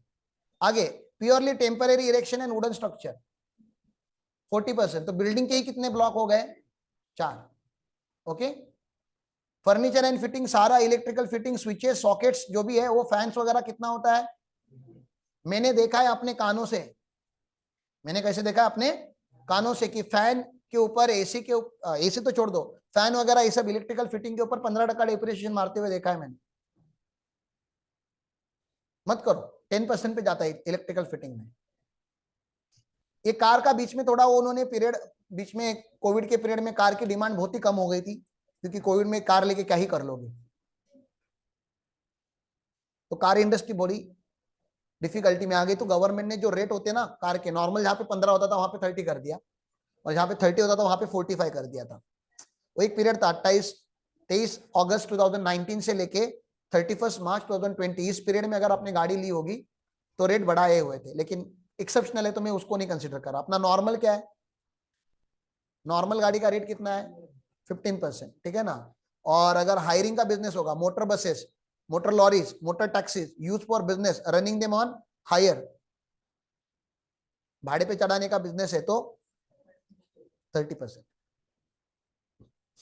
Moulds, rubber, plastic goods use in the factory 30%, चलो ठीक है। एरोप्लेन्स, याद आ रहा है क्या, कितना था, 40। Pollution control equipment, solid waste control, recycling वगैरह करने वाला सिस्टम कितना, 40। Plant and machinery use as a semiconductor industry covering all the, semiconductor वाला कोई हमारा है नहीं, सर्किट बनाने वाली कंपनी, उसमें कितना रखा उन्होंने, 30%। Life saving medical equipment, hospital में जो होता है वो नहीं देते, 1 2 3 हाँ, हाँ तो वो क्या है, हाँ 40%, 40%, 40%। Container made of glass and plastics 40%। Energy saving device 40%। Renewable energy saving device, renewable energy मतलब सोलार वगैरह, ठीक है ना, उसका भी सबका कितना है, 40% है। विंडमिल लगाई फिर भी 40% है। कोई है विंडमिल वाला क्लाइंट, नहीं, ओके चलो आगे। ये पुराना है। Computer include computer software, 40%. Books, annual publication other than annual publication owned by the associate carrying on. हाँ, खाली प्रोफेशन को बुक का लेजर बनाना अलाउड है, बिजनेसमैन को नहीं. ओके, कितना? 40%. और जिसका लाइब्रेरी का बिजनेस है उसको भी. तो नॉर्मल बिजनेस वाला यहाँ पे कवर नहीं हो रहा. अब इसमें दो इंटरप्रिटेशन है. तो नॉर्मल वाला क्या करेगा फिर? तो मेरा है कि अगर 2-4 बुक है तो ऑफिस एक्सपेंस बोल के राइट ऑफ कर दो. नहीं सर, लाइब्रेरी का भी बिजनेस नहीं है और प्रोफेशन भी नहीं है सर, एजुकेशन इंस्टीट्यूशन है सर बहुत बड़ी. और आप समझ रहे हो ना, बहुत सारे बुक्स उन्होंने, लाइब्रेरी भी नहीं है उनका, नॉर्मल बिजनेस है, लेकिन उन्होंने बहुत बुक्स लेके रखे हुए हैं.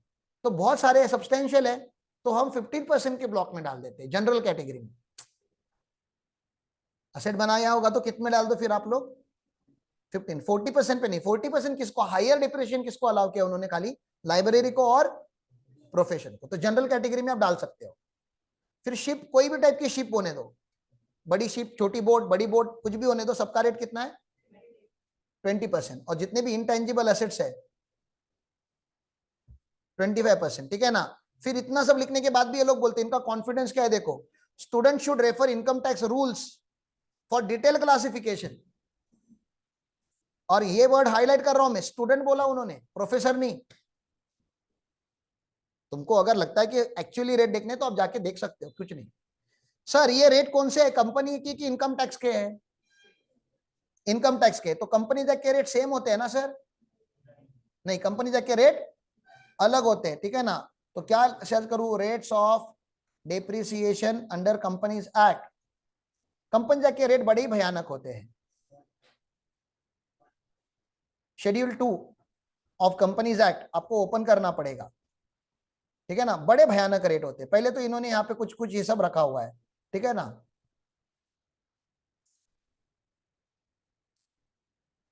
यूजफुल लाइफ उन्होंने डिफाइन की है. यहाँ पे यूजफुल लाइफ क्यों डिफाइन करनी पड़ती है? क्योंकि इससे क्या होता है, डिवाइड होता है ना, cost minus salvage divide by useful life of the asset. तो यूजफुल लाइफ कंपनीज एक्ट ने डिफाइन करके रखी है. सैल्वेज वैल्यू हम 5% मान के चलते हैं. आपने अगर हमारा एक्सेल देखा होगा फिनेंशियल स्टेटमेंट का, उसका अगर आप फॉर्मूला अगर ओपन करोगे तो सैल्वेज में वो हमेशा 5% से मल्टीप्लाई करता है. वो 95% वैल्यू को डिप्रिशिएट करता है, डिवाइड बाय यूजफुल लाइफ. और अलग अलग एसेट की अलग अलग यूजफुल लाइफ है.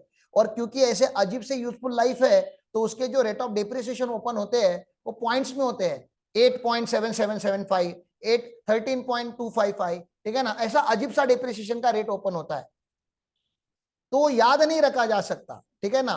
और क्योंकि वो याद नहीं रखा जा सकता, मैं आपको हमेशा बोलता हूं कि भैया कंपनीज एक्ट का तो आप डिप्रिसिएशन जब कंप्यूट करते हो तो जो हमारा सॉफ्टवेयर है उसमें से आप करो तो आपके लिए इजी जाएगा.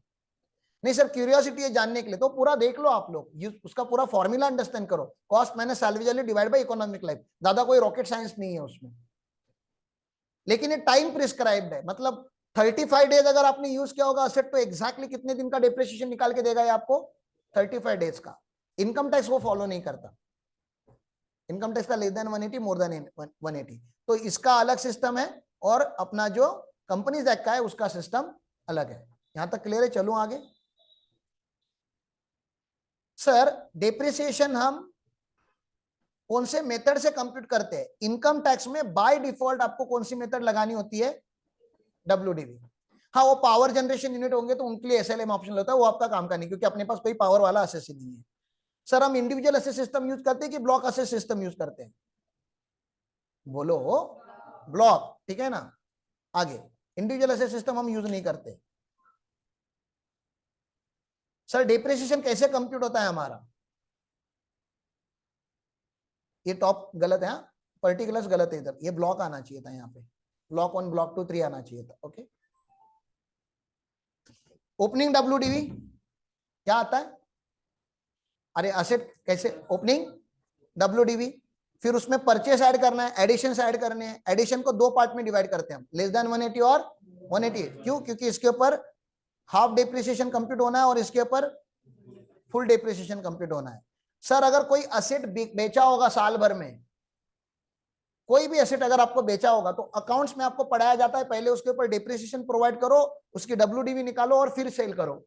इनकम टैक्स बोलता है जो भी असेट सोल्ड हुआ है ड्यूरिंग द ईयर उसके ऊपर डिप्रिसिएशन नहीं आता, फिर वो बिगनिंग में सेल होने दो, मिड में सेल होने दो या एंड में सेल होने दो। हमारा ब्लॉक सिस्टम ऑटोमेटिक है, उसके ऊपर प्रॉफिट एंड लॉस हम कभी नहीं निकालते। आपने अगर अकाउंट्स पढ़ा होगा तो अकाउंट्स में असेट जब सेल होता है तो उसके ऊपर आपको प्रॉफिट एंड लॉस अकाउंट का ट्रीटमेंट देना होता है। हमारे ब्लॉक मेथड के ऊपर ऐसा नहीं होता, हमारा ब्लॉक का वैल्यू ऑटोमेटिकली एडजस्ट करता है। तो जो भी सिंपल सेलिंग प्राइस है या स्क्रैप वैल्यू है, असेट जो बेचा है आपने उसका ब्लॉक में से आपको वैल्यू सब्ट्रैक्ट करना पड़ता है, और बैलेंस ब्लॉक के ऊपर हम डिप्रिसिएशन प्रोवाइड करते हैं। बैलेंस ब्लॉक के ऊपर क्या प्रोवाइड करते हैं?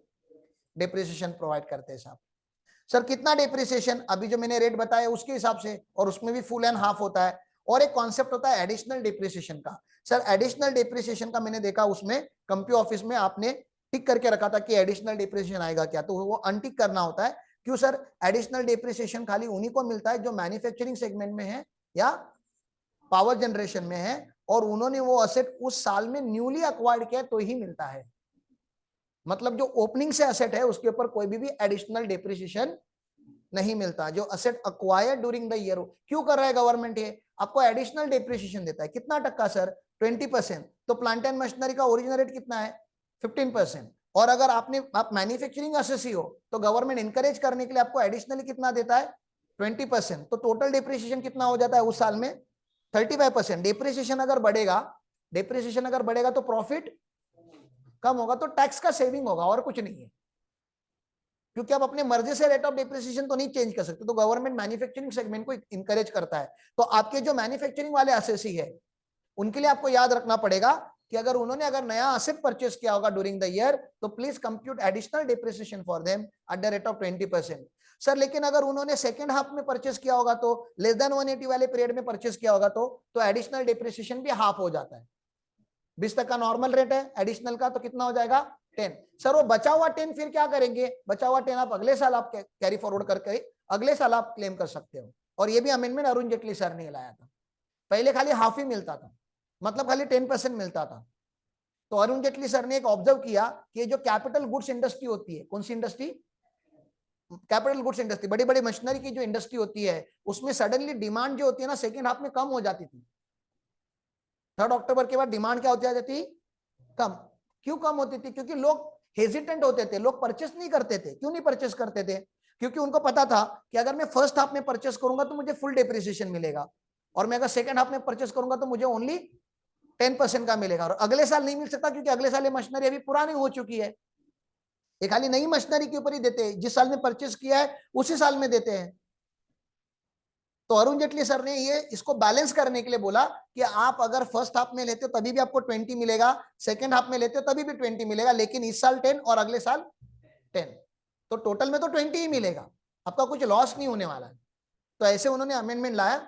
एडिशनल डिप्रिसिएशन बिल्डिंग के ऊपर नहीं मिलता, फर्नीचर के ऊपर नहीं मिलता, इंटेंजिबल एसेट्स के ऊपर नहीं मिलता, खाली प्लांट एंड मशीनरी के ऊपर मिलता है। और उसमें भी रोड व्हीकल, गाड़ी ली, मर्सिडीज ली आपने तो नहीं मिलता एडिशनल डिप्रिसिएशन। एयरक्राफ्ट लिया, वेसल लिया तो नहीं मिलता। ऑफिस या गेस्ट हाउस में एसी लगाएगी तो नहीं मिलता। इसका मतलब क्या है? इसका मतलब यह है कि इससे आपका मैन्युफैक्चरिंग कैपेसिटी इंक्रीज नहीं हो रहा है। हाँ ये बिजनेस के एसेट है, डिप्रिसिएशन ले लो आप, क्या नहीं देंगे हम आपको? एडिशनल डिप्रिसिएशन आपको नहीं देंगे। Second hand plant and machinery लिया, डिप्रिसिएशन मिलेगा, एडिशनल डिप्रिसिएशन नहीं मिलेगा। और अगर कोई प्लांट एंड मशीनरी लिया जिसका आपने एंटायर कॉस्ट अगर डिडक्शन लिया हुआ है, ये खाली रिसर्च डेवलपमेंट वाले लोगों को होता है, R&D में वो असेट यूज होने वाला है, 100% डिडक्शन कोई और सेक्शन देने वाला है, तो ये सेक्शन आपको डिप्रिसिएशन कैसे देगा? कोई और सेक्शन में आपने पहले ही 100% क्या कर लिया है? डिप्रिसिएशन क्लेम कर दिया है। यहां तक बात क्लियर हो गई? तो ये एडिशनल डिप्रिसिएशन की भी मुझे बातें बतानी थी साहब। एक्चुअल कॉस्ट में क्या क्या आता है? वैसे तो बहुत कुछ आता है इसमें एक्चुअल कॉस्ट में, लेकिन समरी में बता रहा हूं तो समरी में बताऊंगा। एक्चुअल कॉस्ट में समझिए, मत समझिए कि परचेस प्राइस ही एक्चुअल कॉस्ट होता है।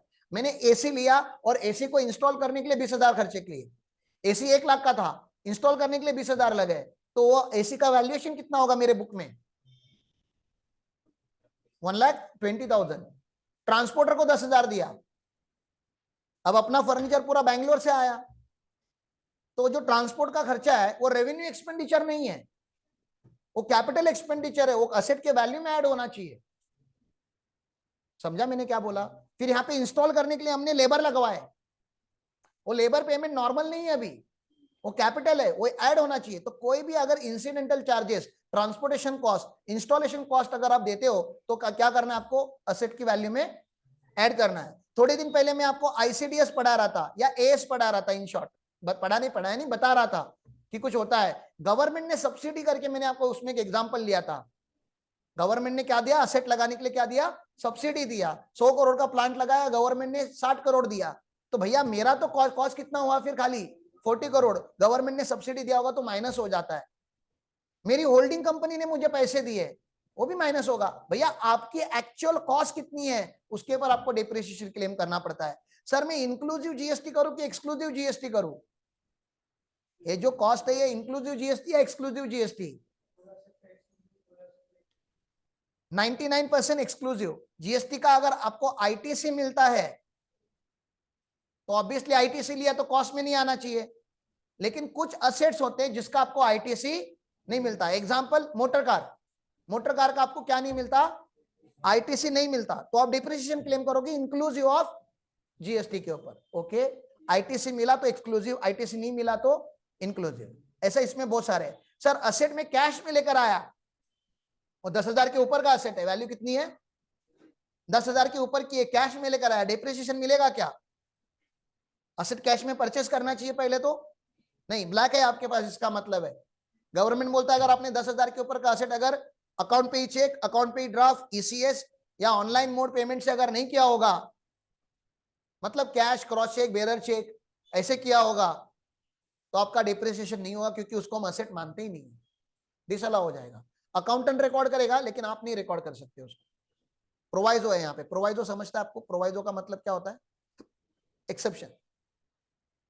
थोड़ा फास्ट जा रहा हूं क्योंकि मैं अज्यूम कर रहा हूं आप महान हो। सेल की बात नहीं कर रहा, सेल की बात करूंगा तो बहुत टाइम लग जाएगा। अनएब्जॉर्ब डिप्रिसिएशन क्या होता है, जो एब्जॉर्ब नहीं हुआ, वेरी गुड।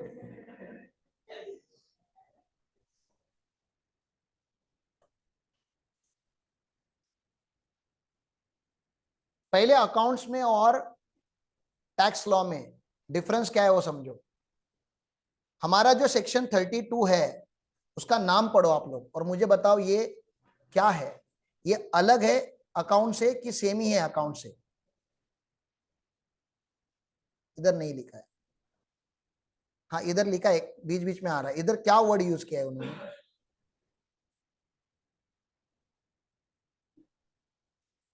डेप्रिसिएशन को हम क्या बोलते हैं, अलाउंस बोलते हैं, और अकाउंट्स में आप उसको फाइनल अकाउंट एडजस्टमेंट बोलते हो। इसका ये मतलब है कि डेप्रिसिएशन एक्सपेंस नहीं है। डेप्रिसिएशन क्या नहीं है, एक्सपेंस नहीं है। सर ऐसे क्या बात कर रहे हो, एक्सपेंस नहीं है? हम तो पीएनएल के डेबिट में ही देखते हैं। ये अगर पीएनएल होगा तो यहाँ पे होता है sir to salary, to rent, to interest, to printing and stationery, to transport ना, और टू डेप्रिसिएशन। तो हमारे लिए तो डेप्रिसिएशन क्या है सर, एक्सपेंस है, इसलिए तो हमने डेबिट किया। ये अकाउंट्स है, टैक्स में यहाँ पे कभी भी डेप्रिसिएशन नहीं आता, क्योंकि टैक्स वालों को पता है सैलरी एक्सपेंस है। इसका क्या मतलब है, कैश फ्लो एक्चुअली जाएगा। कोई तो है जो सैलरी लेके जाएगा, कोई तो है जो रेंट लेके जाएगा, कोई तो है जो इंटरेस्ट लेने आएगा। डेप्रिसिएशन लेने कोई नहीं आता आपके फैक्ट्री में, तो एक्सपेंस नहीं है। वो राइटिंग ऑफ योर असेट है, कैपिटल असेट जो आपने लगाए थे उसको खाली राइट ऑफ कर रहे हो सिस्टमैटिक तरीके से, और कुछ नहीं हो। तो इसलिए जब भी टैक्स में प्रॉफिट निकलता है, पीजीबीपी जिसको हम बोलते हैं, वो बिफोर डिप्रिसिएशन होता है, याद रखना हमेशा। टैक्स में जब आप प्रॉफिट निकालते हो क्या होता है, बिफोर डिप्रिसिएशन होता है। और डिप्रिसिएशन फिर अलग से कंप्यूट होता है, डिप्रिसिएशन कंप्यूट होता है लेकिन अलग एक्सेल शीट में कंप्यूट होता है। आप अगर ITR 3, एक्चुअली अगर आप ITR 3 डाउनलोड करके देखोगे, आप लोग क्या शॉर्टकट वाला देखते हो ITR, ओरिजिनल वाला ITR अगर आप देखोगे तो पीजीबीपी अलग एक्सेल शीट में कंप्यूट होता है। लेट मी ट्राई, अगर यहाँ पे फटाक से अगर यूटिलिटी डाउनलोड होकर ओपन होती है तो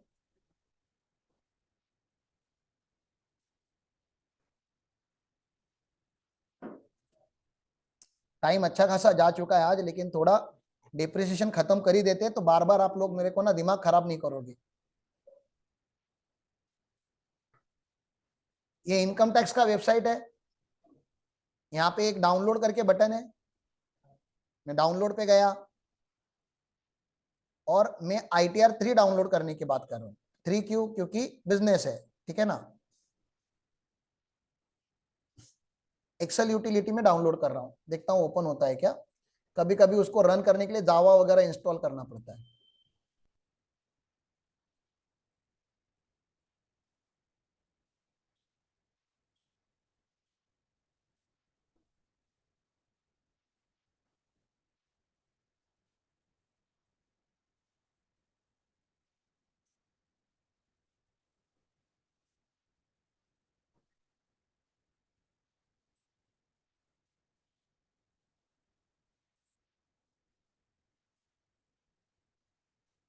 डायरेक्टली रन होगा क्या? हो रहा है।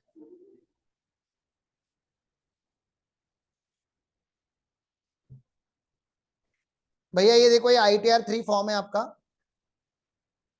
इसमें बहुत सारे पहले इंस्ट्रक्शन लिखे गए, अगर आपको ITR भरना सीखना है, शॉर्टकट से नहीं, ओरिजिनली, ठीक है ना। आप सॉफ्टवेयर यूज करते हो, कंप्यू ऑफिस या विनमैन या जीनियस, जो भी आपका सॉफ्टवेयर होता है, तो वो बहुत सारी चीजें एलिमिनेट कर देता है, खुद ही सिस्टमैटिक भर देता है वो। अगर आपको सीखना है लॉ के साइड से, खास करके उन स्टूडेंट्स की बात कर रहा हूं वो are pursuing the professional courses. बाकी जो गधे के जैसे काम करने वाले, डेटा एंट्री वाले, वो तो करने ही वाले, हो तो कुछ चॉइस नहीं है। But if you really wanted to learn provision to provision कि पीजीबीपी में ये लिखा है तो ITR में वो कहां पे दिखता है, तो you have to come here and see every para, every column, हर एक एक्सेल शीट का जो लाइन है वो रीड करना पड़ेगा। सब बहुत टाइम कंज्यूमिंग है, तो क्या ही करूं। सीखना है तो आपको कभी ना कभी ओपन करके सीखना पड़ेगा। तो यहाँ पे होम है, यहाँ पे सारे उन्होंने लिंक दिए हुए, आप क्विकली वहां पे जंप कर सकते हो। पार्ट ए में जनरल इंस्ट्रक्शन जाते हैं सारे। जनरल इंफॉर्मेशन, जनरल इंफॉर्मेशन में क्या क्या लगता है? एसएससी का नेम, एड्रेस, पैन, आधार, सब कुछ लगता है, बहुत सारी चीजें होती है यहाँ पे। कभी फिर कभी जाएंगे इसमें। नेचर ऑफ बिजनेस यहाँ पे टाइप करना पड़ता है। बैलेंस शीट यहाँ पे जाती है। मैन्युफैक्चरिंग अकाउंट होगा तो यहाँ पे जाएगा, ट्रेडिंग अकाउंट होगा तो यहाँ पे जाएगा, प्रॉफिट एंड लॉस अकाउंट यहाँ पे जाएगा, अदर इनकम होगा तो यहाँ पे जाएगा, क्वांटिटेटिव डिटेल्स अगर कुछ होती है तो यहाँ पे जाएंगी, रॉ मटेरियल वगैरह का कुछ। शेड्यूल एस में क्या जा रहा है? सैलरी अगर होगा कुछ तो सैलरी यहाँ पे जाएगा, ठीक है ना। हाउस प्रॉपर्टी होगा तो HP में पूरा जाएगा। पूरा जब लॉ पढ़ोगे तो समझ में आएगा ये सब, जब तक पूरा इनकम टैक्स लॉ पढ़ोगे नहीं, ITR 3 घंटा नहीं समझने वाला, ठीक है ना। बिजनेस एंड प्रोफेशन का कैलकुलेशन यहां होगा, पूरा PGBP, ठीक है। फिर मैंने आपको क्या बोला, डिप्रिसिएशन अलग जगह पे कैलकुलेट होता है। मैंने क्या बोला, समझा आपको? नहीं समझ रहा मैं क्या बोल रहा हूं? डिप्रिसिएशन अलग जगह पे कैलकुलेट होता है, PGBP अलग शीट में कंप्यूट होता है। ओके, प्रूव कर रहा था मैं कि मैं जो बता रहा हूं वो समझो जरा। यहाँ पे क्या हो रहा है, कंप्यूटेशन ऑफ बिजनेस इनकम ना, ये यहाँ पे कंप्यूट हो रहा है, और डेप्रिसिएशन यहाँ पे कंप्यूट हो रहा है। डेप्रिसिएशन ब्लॉक वाइज कंप्यूट होता है। जिगर आपको प्लांट एंड मशीनरी के ब्लॉक में क्या क्या टाइप थे? 15% था, 30% था, 40% था, 45, वो सिलेक्टेड पीरियड के लिए, कोविड पीरियड में आया था, मैंने बताया था आपको। ओपनिंग WDV, फिर एडिशन, लेकिन कितने दिन का? 180 डेज और मोर, ठीक है ना। कंसिडरेशन, फिर उसमें क्या किया उन्होंने? कंसिडरेशन मतलब क्या बोल रहा है उन्होंने? सेल कुछ किया होगा, असेट अगर बेचा होगा तो इसमें से माइनस हो जाता है। फिर addition for period less than 180 days, वो भी यहां से कर दिया उन्होंने। ओके, तो यहाँ पे परचेस सेल वो सब माइनस होके क्लोजिंग WDV आया, उसके ऊपर डेप्रिसिएशन कंप्यूट होता है, बैलेंस शीट, ठीक है। तो ये डेप्रिसिएशन यहाँ पे कंप्यूट होता है साहब। प्लांट एंड मशीनरी का ब्लॉक अलग है, यहाँ पे बिल्डिंग के ब्लॉक है। बिल्डिंग के कितने ब्लॉक होते हैं? लैंड के ऊपर नील, नो डेप्रिसिएशन। बिल्डिंग के ऊपर 5%, 10%, 40%। फर्नीचर के ऊपर 10%। इंटेंजिबल्स के ऊपर शिप वगैरह होगा तो, समझ में आ रहा है? मेनली आपका यहाँ पे डेप्रिसिएशन कंप्यूट होगा। तो मुझे बताना क्या है आपको, मैं क्या बता रहा था आपको, क्या पॉइंट में प्रूव कर रहा था कि इनकम टैक्स में PGBP अलग से कंप्यूट होता है और डेप्रिसिएशन अलग से कंप्यूट होता है, वहां पे डेबिट नहीं होता बाय डिफॉल्ट। ओके, यहां तक क्लियर है। अब एब्जॉर्ब और अनएब्जॉर्ब का क्वालिटी समझो। यहां पे थोड़ा पानी पड़ा है, यहां पे अभी टेबल पे थोड़ा पानी पड़ा है, और ये मान लेते स्पंज है, ये स्पंज है इतना बड़ा, मैं स्पंज उठा के पानी में रखूंगा तो क्या करेगा ये स्पंज, ये पानी क्या करेगा, एब्जॉर्ब। स्पंज बड़ा है पानी कम है तो फुल्ली एब्जॉर्ब हो जाएगा। ओके, एग्जाम्पल क्या है, ये जो पानी है वो है तुम्हारा डेप्रिसिएशन, ये क्या है, डेप्रिसिएशन। और स्पंज जो है ये प्रॉफिट बिफोर डेप्रिसिएशन। बिजनेस का सारे एक्सपेंसेस माइनस हो गए, अभी सैलरी, रेंट, इलेक्ट्रिसिटी सब माइनस हो गया। अब बचा क्या है, प्रॉफिट बिफोर। वो बड़ा है, मतलब ये 20 लाख है और ये 8 लाख है, तो एब्जॉर्ब हो जाएगा, क्या हो जाएगा। तो करंट ईयर में टैक्स कितना, कितने के ऊपर भरना है आपको, 12 लाख के ऊपर। ये क्या है, प्रॉफिट आफ्टर डिप्रिसिएशन के ऊपर टैक्स भरना होता है। इसलिए कल विजय भाई आपको बता रहे थे कि पहले डिप्रिसिएशन को ऐड करने का जो बुक में होता है, क्योंकि एक तो गलत भी कैलकुलेट हो सकता है, कितना अला होगा नहीं होगा हमें नहीं पता, और फिर जो अला होता है वो माइनस करने का। अब उन्होंने जो कैलकुलेट किया था उसमें ऐड भी 8 लाख होगा और माइनस भी 8 लाख होगा, लेकिन उनको कभी ना कभी झटका लगेगा, जब सिचुएशन बदल जाएंगे, हालात बदल जाएंगे, वो कंफ्यूज हो जाएंगे कि ऐड तो 8 हुआ लेकिन लेस 6 ही हो रहा है, ऐसे क्या गलती हो गई, तो वो समझ में नहीं आएगा। क्यों नहीं समझ में आएगा, क्योंकि ये जो कॉन्सेप्ट है वो उन्होंने पढ़ा नहीं होगा शायद। तो मुझे बताओ, अगर ये पानी इतना होता और ये स्पंज इतना होता तो क्या पूरा, क्या अभी स्पंज एब्जॉर्ब करेगा, पहले तो वो बताओ, नहीं करेगा, करेगा। कितना करेगा, जितनी उसकी कैपेसिटी है उतना करेगा, ठीक है ना। तो सर इसकी कैपेसिटी कितनी, आप अकाउंट्स के भाषा में बोलो अभी, ठीक है, अकाउंट्स में भाषा में ये 6 लाख है, प्रॉफिट बिफोर टैक्स, डेप्रिसिएशन कितना है, 6 लाख है, और डेप्रिसिएशन कितना है, 8 लाख है। अब आप डिसअलाउ करोगे 8 लाख, मतलब एड बैक करोगे 8 लाख, लेकिन अलाउ 8 लाख नहीं होगा। अलाउ कितना होगा, 6 लाख ही होगा। तो ये 2 लाख का जो डेप्रिसिएशन है, 2 लाख बचा ना अभी, इधर इधर इधर बचा 2 लाख, इधर नहीं, नेट नहीं, नेट तो नहीं लाएगा, नो प्रॉफिट नो लॉस। मतलब क्या, डेप्रिसिएशन की वजह से आपका लॉस नहीं हो सकता, डेप्रिसिएशन की वजह से क्या नहीं हो सकता, लॉस नहीं हो सकता ना। अकाउंट में होता है क्या डेप्रिसिएशन की वजह से लॉस, अकाउंट में होता है, इधर नहीं हो सकता। क्यों, क्योंकि डेप्रिसिएशन एक्सपेंस नहीं है, डेप्रिसिएशन क्या है, अलाउंस है, और अलाउंस टैक्सेबल वैल्यू के ऊपर हो नहीं सकता, ऐसा इनकम टैक्स का रूल है। मेरा टैक्सेबल इनकम ही, ग्रॉस टोटल इनकम भैया 80,000 है, और एटीसी में मैंने 1.5 लाख इन्वेस्ट किया है, 1.5 लाख डिडक्शन मिलेगा, बताओ। मेरा ग्रॉस टोटल इनकम 80,000 है और एटीसी में मैंने 1.5 लाख इन्वेस्ट किया, क्या 1.5 लाख माइनस होगा और नेट 70,000 नेगेटिव आएगा, नहीं, 1.5 लाख नहीं माइनस होगा, मैक्सिमम 80,000 ही माइनस होगा। क्यों, क्योंकि जिसमें से वो माइनस कर रहे हो आप, जो टैक्सेबल वैल्यू है वही 80,000 है, उससे ज्यादा तो मिलना ही नहीं है। नहीं, लेकिन एटीसी का लिमिट तो 1.5 लाख है। एटीसी का लिमिट की बात मत करो मेरे से अभी आप, टैक्सेबल अमाउंट से, जो भी टैक्सेबल अमाउंट होती है उसके ऊपर अलाउंसेस कभी नहीं जाते, ये एस्टैब्लिश रूल है इनकम टैक्स का। तो इसलिए यहाँ पे सर, लेकिन फिर मेरा तो 8 लाख का डिप्रिसिएशन था, 2 लाख का तो डिप्रिसिएशन चला गया क्या सर, फिर किधर, भगवान ने ले ली, नहीं, उधर ही है, उधर ही है। तो ये पानी उधर ही है 2 लाख का, तो अगले साल क्या होगा, अगले साल क्या होगा, अगले साल 2 लाख का पानी पहले से था, 8 लाख का पानी और ऐड होगा ना, तो टोटल अभी पानी कितना हो गया, 10 लाख का। और अगले साल अगर 14 लाख का अगर आपके पास स्पंज आ गया, प्रॉफिट आ गया, तो अगले साल पूरा एब्जॉर्ब हो जाएगा सर। लेकिन अगले साल भी कम पड़ा तो और अगले साल, सर उसके अगले साल भी कम पड़ा तो उसके अगले साल। सर ऐसा कितने साल तक मैक्सिमम जाएगा ये अनएब्जॉर्ब, हाँ 8 साल जाता है ना, 8 साल नहीं जाता ये। बिजनेस का जो लॉस होता है, loss, loss original loss, salary rent की वजह से जो आता है उसके ऊपर लिमिट है 8 साल का। डेप्रिसिएशन लॉस था ही नहीं, है ही नहीं, डेप्रिसिएशन इनफाइनाइट पीरियड तक जाता है, ये फर्क है दोनों में का। डिप्रिशिएशन कितने पीरियड तक कैरी फॉरवर्ड होता है, इनफाइनाइट पीरियड तक, क्योंकि आप लास्ट ईयर का पानी और करंट ईयर का पानी अलग अलग नहीं कर सकते। 31 मार्च पे आपके टंकी में जो पानी था और 1 अप्रैल पे जो पानी ऐड हुआ उसमें आप अलग अलग करके दिखाओ मुझको कि ये 31 मार्च का पानी और 1 अप्रैल का पानी। तो हर साल अनएब्जॉर्ब डेप्रिसिएशन को नई लाइफ मिलती है, इसलिए डेप्रिसिएशन अमर है।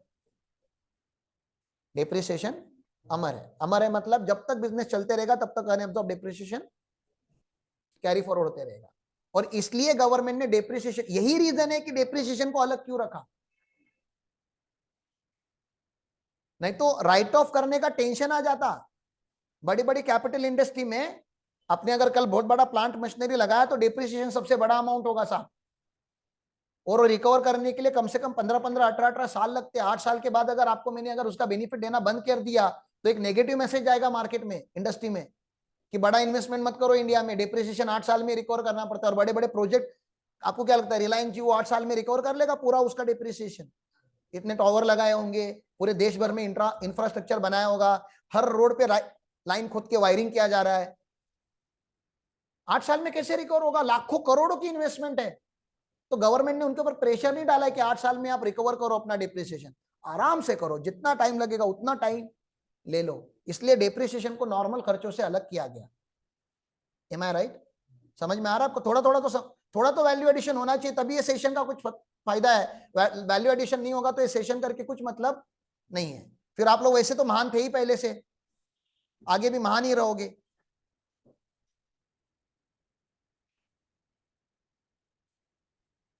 साहब ये देखो यहाँ पे लिखा है इन्फाइनाइट। अच्छा एक बात और मुझे पूछनी थी, एक बात और पूछनी रह गई यहाँ पे। बिजनेस का लॉस, बिजनेस का लॉस कहां कहां से सेट ऑफ होता है? हाउस प्रॉपर्टी से सेट ऑफ होता है, बोलो।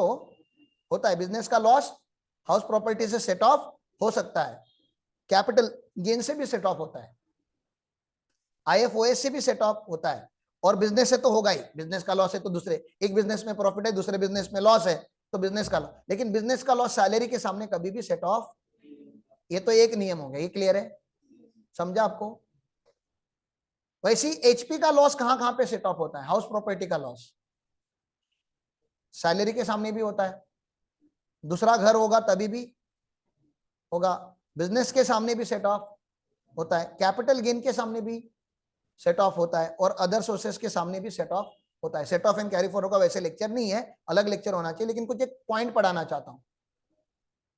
ये दूसरे हेड में जाने का जो राइट होता है, दूसरे घरों में जाने का जो राइट होता है, वो only in the year of loss होता है। मतलब जिस साल का लॉस है उसी साल में आप नाच सकते हो अपने घर के बाहर। अगर इस साल में आपने सेट ऑफ नहीं लिया दूसरे हेड में जाके, मतलब कोई ऑप्शन नहीं है आपके पास सेट ऑफ करने का, दूसरे हेड में प्रॉफिट नहीं है, तो आप लॉस को क्या करते हो? कैरी फॉरवर्ड करते हो, सीएफ करते हो, तो अगले साल वो ब्रॉड फॉरवर्ड हो जाता है, बीएफ हो जाता है। इस साल का सीएफ, अगले साल का बीएफ। तो ब्रॉड फॉरवर्ड लॉसेज जो होते हैं वो हेड नहीं बदलते। एक सिंपल सा नियम बता रहा हूं आपको, एक बार लॉस ब्रॉड फॉरवर्ड हो गया, इस साल का एचपी आप अगले साल लेकर गए तो अभी एचपी में ही सेट ऑफ होगा, एचपी छोड़ के वो किधर नहीं जाएगा, हाउस प्रॉपर्टी के बाहर नहीं जाता तो है सर, वो जिस साल का रहता है उस साल का जाता है, एक बार कैरी फॉरवर्ड हुआ तो नहीं जा सकता। इसलिए इसको सेट ऑफ करने के लिए गवर्नमेंट ने 8 साल का टाइम दिया होता है कि कभी तो कभी 8 साल में आपका एचपी में प्रॉफिट आएगा जब सारा सेट ऑफ हो जाएगा। मैंने क्या बोला समझ? थोड़ा थोड़ा ज्यादा छोड़ रहा हूं, ठीक है, हो गया, जाने मिलेगा आपको, काम करने मिलेगा, टेंशन मत लो, थोड़ा एक्टिविटी दिखाओ। एक बार आपने अगर हेड, एक बार अगर आपने ईयर चेंज किया, लॉस अगर अगले साल लेकर गए तो आप अभी उसका हेड नहीं बदल सकते, वो उसी हेड में ही सेट ऑफ होता है, उसको बोलते हैं इंट्रा हेड सेट ऑफ। तो अगर मैं डेप्रिसिएशन को बिजनेस लॉस बोलता, अगर मैं डेप्रिसिएशन को क्या बोलता, तो क्या ये अगले साल किसी और हेड में जाता? नहीं ना, बिजनेस का किसमें होना चाहिए? लेकिन क्योंकि डेप्रिसिएशन बिजनेस लॉस है ही नहीं, वो तो अलाउंस था, और उसको हर साल नई लाइफ मिलती है, तो इसके पास हर साल ऑप्शन होता है कि बिजनेस के पास भी जा सकता है, एचपी में भी जा सकता है, कैपिटल गेन में भी जा सकता है, अदर सोर्सेस में भी जा सकता है, लेकिन एक हेड में नहीं जा सकता, वो तो पहले से ही ब्लॉक है। बिजनेस का लॉस कभी भी सैलरी में नहीं जाता। ये समझ में आया मैंने क्या बोला? एक लाइन है लेकिन पढ़ाने के लिए कितना टाइम लग जाता है देखो। Unabsorbed depreciation can be carried forward for infinite years, and it can be set off against any income other than salary. लेकिन बिजनेस का लॉस होता तो खाली बिजनेस के सामने ही सेट ऑफ होता है। तो मैं फिर से बता रहा हूं, depreciation is not a business loss, it's a separate allowance is given to you, मान के चलो आप लोग। ओके, डेप्रिसिएशन प्रोवाइड करना ऑप्शनल है कि मैंडेटरी है? मैंडेटरी है। सर अगर बिजनेस पर्पज और पर्सनल पर्पज के लिए प्रोपोर्शनेटली एसेट यूज होता होगा तो प्रोपोर्शनेटली अलाउड होता है और प्रोपोर्शनेटली डिसअलाउड होता है। सर अमालगमेशन कन्वर्जन अगर हो गया, मैडम अभी हमने पार्टनरशिप फर्म को एलएलपी में कन्वर्ट किया ड्यूरिंग द ईयर, तो डेप्रिसिएशन कौन क्लेम करेगा? समझ में आ रहा है मैंने क्या सवाल तो समझ रहा है क्या? आपने क्या किया, इस साल 2 पार्टनरशिप फर्म को एलएलपी में कन्वर्ट किया, तो 4 महीने तक पकड़ लीजिए वो क्या थी? Partnership firm. अभी वो क्या हो चुकी है? एलएलपी। एसएससी बदल गया, एसएससी चेंज्ड। या कंपनी होती है ना, उल्टा भी तो होता है, एलएलपी कन्वर्टेड इनटू कंपनी या company converted into LLP. SSC बदल गया या प्रोप्राइटरशिप कन्वर्टेड इनटू एलएलपी। ऐसे अलग अलग कॉम्बिनेशंस होते हैं, बिजनेस कॉम्बिनेशन। अमालगमेशन होता है, ए लिमिटेड को बी लिमिटेड टेक ओवर करता है और सी लिमिटेड बनाता है नई कंपनी। तो जब भी ऐसे होगा तो पूरे साल में ओनर अलग अलग थे, मुझे बताना है। कुछ महीनों के लिए अलग होना था, कुछ महीने तो क्या करने का? कुछ नहीं, डिप्रिसिएशन पूरे साल का निकालने का। जिस पीरियड में ये ओनर था उतना डिप्रिसिएशन उनको, जिस पीरियड में नई एंटिटी ओनर थी उतने पीरियड का उनको। और ये अलोकेशन होता है नंबर ऑफ डेज पे, खाली उतना ही रखो। अकाउंट्स में नंबर ऑफ मंथ पे होता है, यहाँ पे क्या होता है? नंबर ऑफ डेज पे। बस डिप्रिसिएशन के बारे में ये 10 पॉइंट आपको पता होने चाहिए। Again I did not taught, I just discuss, I did not teach. क्यों? क्योंकि मैं पढ़ा नहीं रहा था। पढ़ना है आपको, समझना है सब कुछ, तो आराम से बैठना पड़ेगा, सी एंट्री की बैच में बैठना पड़ेगा। फिर आपको सर बेसिक से पढ़ाओ, बेसिक से पढ़ाऊंगा। अभी खाली मैंने टैक्स ऑडिट रिपोर्ट में रिपोर्टिंग करने तक का आपको पढ़ाया कि देखो आपको शब्द समझ में आनी चाहिए, वो बोल क्या रहे हैं, वहां पे कॉलम्स में क्या लिखा है वो समझ में आना चाहिए। देखो यहाँ पे क्या करना है आपको, क्लॉज नंबर क्या है ये 18, क्लॉज नंबर 18, क्लॉज नंबर 18 के ए टू एफ में क्या क्या जाता है, ठीक है ना? Particulars of depreciation allowable under income tax law. Okay, तो description of asset, block of asset, जो मैंने अभी दिखाया आपको ब्लॉक, वो आपको ब्लॉक वहां पे दिखाने होते हैं। रेट ऑफ डेप्रिसिएशन सिलेक्ट करना होता है प्रॉपरली। ओके, किसकी रिस्पॉन्सिबिलिटी है? एसएससी ने गलत लिया है, सही करने की जिम्मेदारी किसकी है? ऑडिटर की है, थ्रू ऑडिट रिपोर्ट, ठीक है ना? एक्चुअल कॉस्ट और डब्ल्यूडीवी ये आपको दिखाना पड़ेगा। और अगर वो 115 बीएससी मतलब ऑल्टरनेटिव इसमें जाता है, तो ऑल्टरनेटिव सिस्टम में, ऑल्टरनेटिव टैक्स रिजिम में 115 बीएससी वाला तो समझता है ना आपको, न्यू रिजिम में एडिशनल डिप्रिसिएशन नहीं मिलता। क्या नहीं मिलता? हाँ, डिप्रिसिएशन मिलता है, क्या नहीं मिलता? वो 20% की जो बात कर रहा था ना, वो नहीं मिलता, तो उसको रिवर्स करना पड़ता है। क्या करना पड़ता है? अगर उसका कुछ अनएब्सॉर्ब पार्ट रहेगा तो रिवर्स करना पड़ता है। तो उन्होंने बोला कुछ अगर एडजस्टमेंट की होगी तो वो एडजस्टमेंट भी मेंशन करना। ओके, कुछ एडिशन और डिडक्शन अगर ड्यूरिंग द ईयर होगा तो वो भी आपको मेंशन करना पड़ता है, addition to the asset and deduction. वो तो कॉलम ही आप लोग करते ही हो, ठीक है ना? फिर रेट ऑफ एक्सचेंज अगर चेंज हुआ रहेगा तो फॉरेक्स में होगा तो सर ये एक्साइज वगैरह अगर होगा, मतलब सेनमैट क्रेडिट लिया या आईटीसी लिया कि नहीं लिया उसकी बात कर रहे हैं। फिर डेप्रिसिएशन आएगा और एंड में क्या आएगा? डब्ल्यूडीवी। मतलब जो ब्लॉक में दिखा रहा था वही ब्लॉक आपको बनाना है सिस्टमैटिक तरीके से यहाँ पे। तो सर आईटीआर में भी वो बनता है, ऑडिट रिपोर्ट में भी बनता है, क्या ही फर्क है? आईटीआर का भरना एसएससी की रिस्पॉन्सिबिलिटी थी और ऑडिट रिपोर्ट में ऑडिटर की रिस्पॉन्सिबिलिटी, हम सर्टिफाई कर रहे हैं। तो याद रखो ये चीज, दोनों सेम होनी चाहिए ना, अलग अलग नहीं होनी चाहिए ना। ओके, तो that is your clause number 18। I guess enough for the day, 12 बज चुके हैं, ऑफिस चालू करो। Thank you.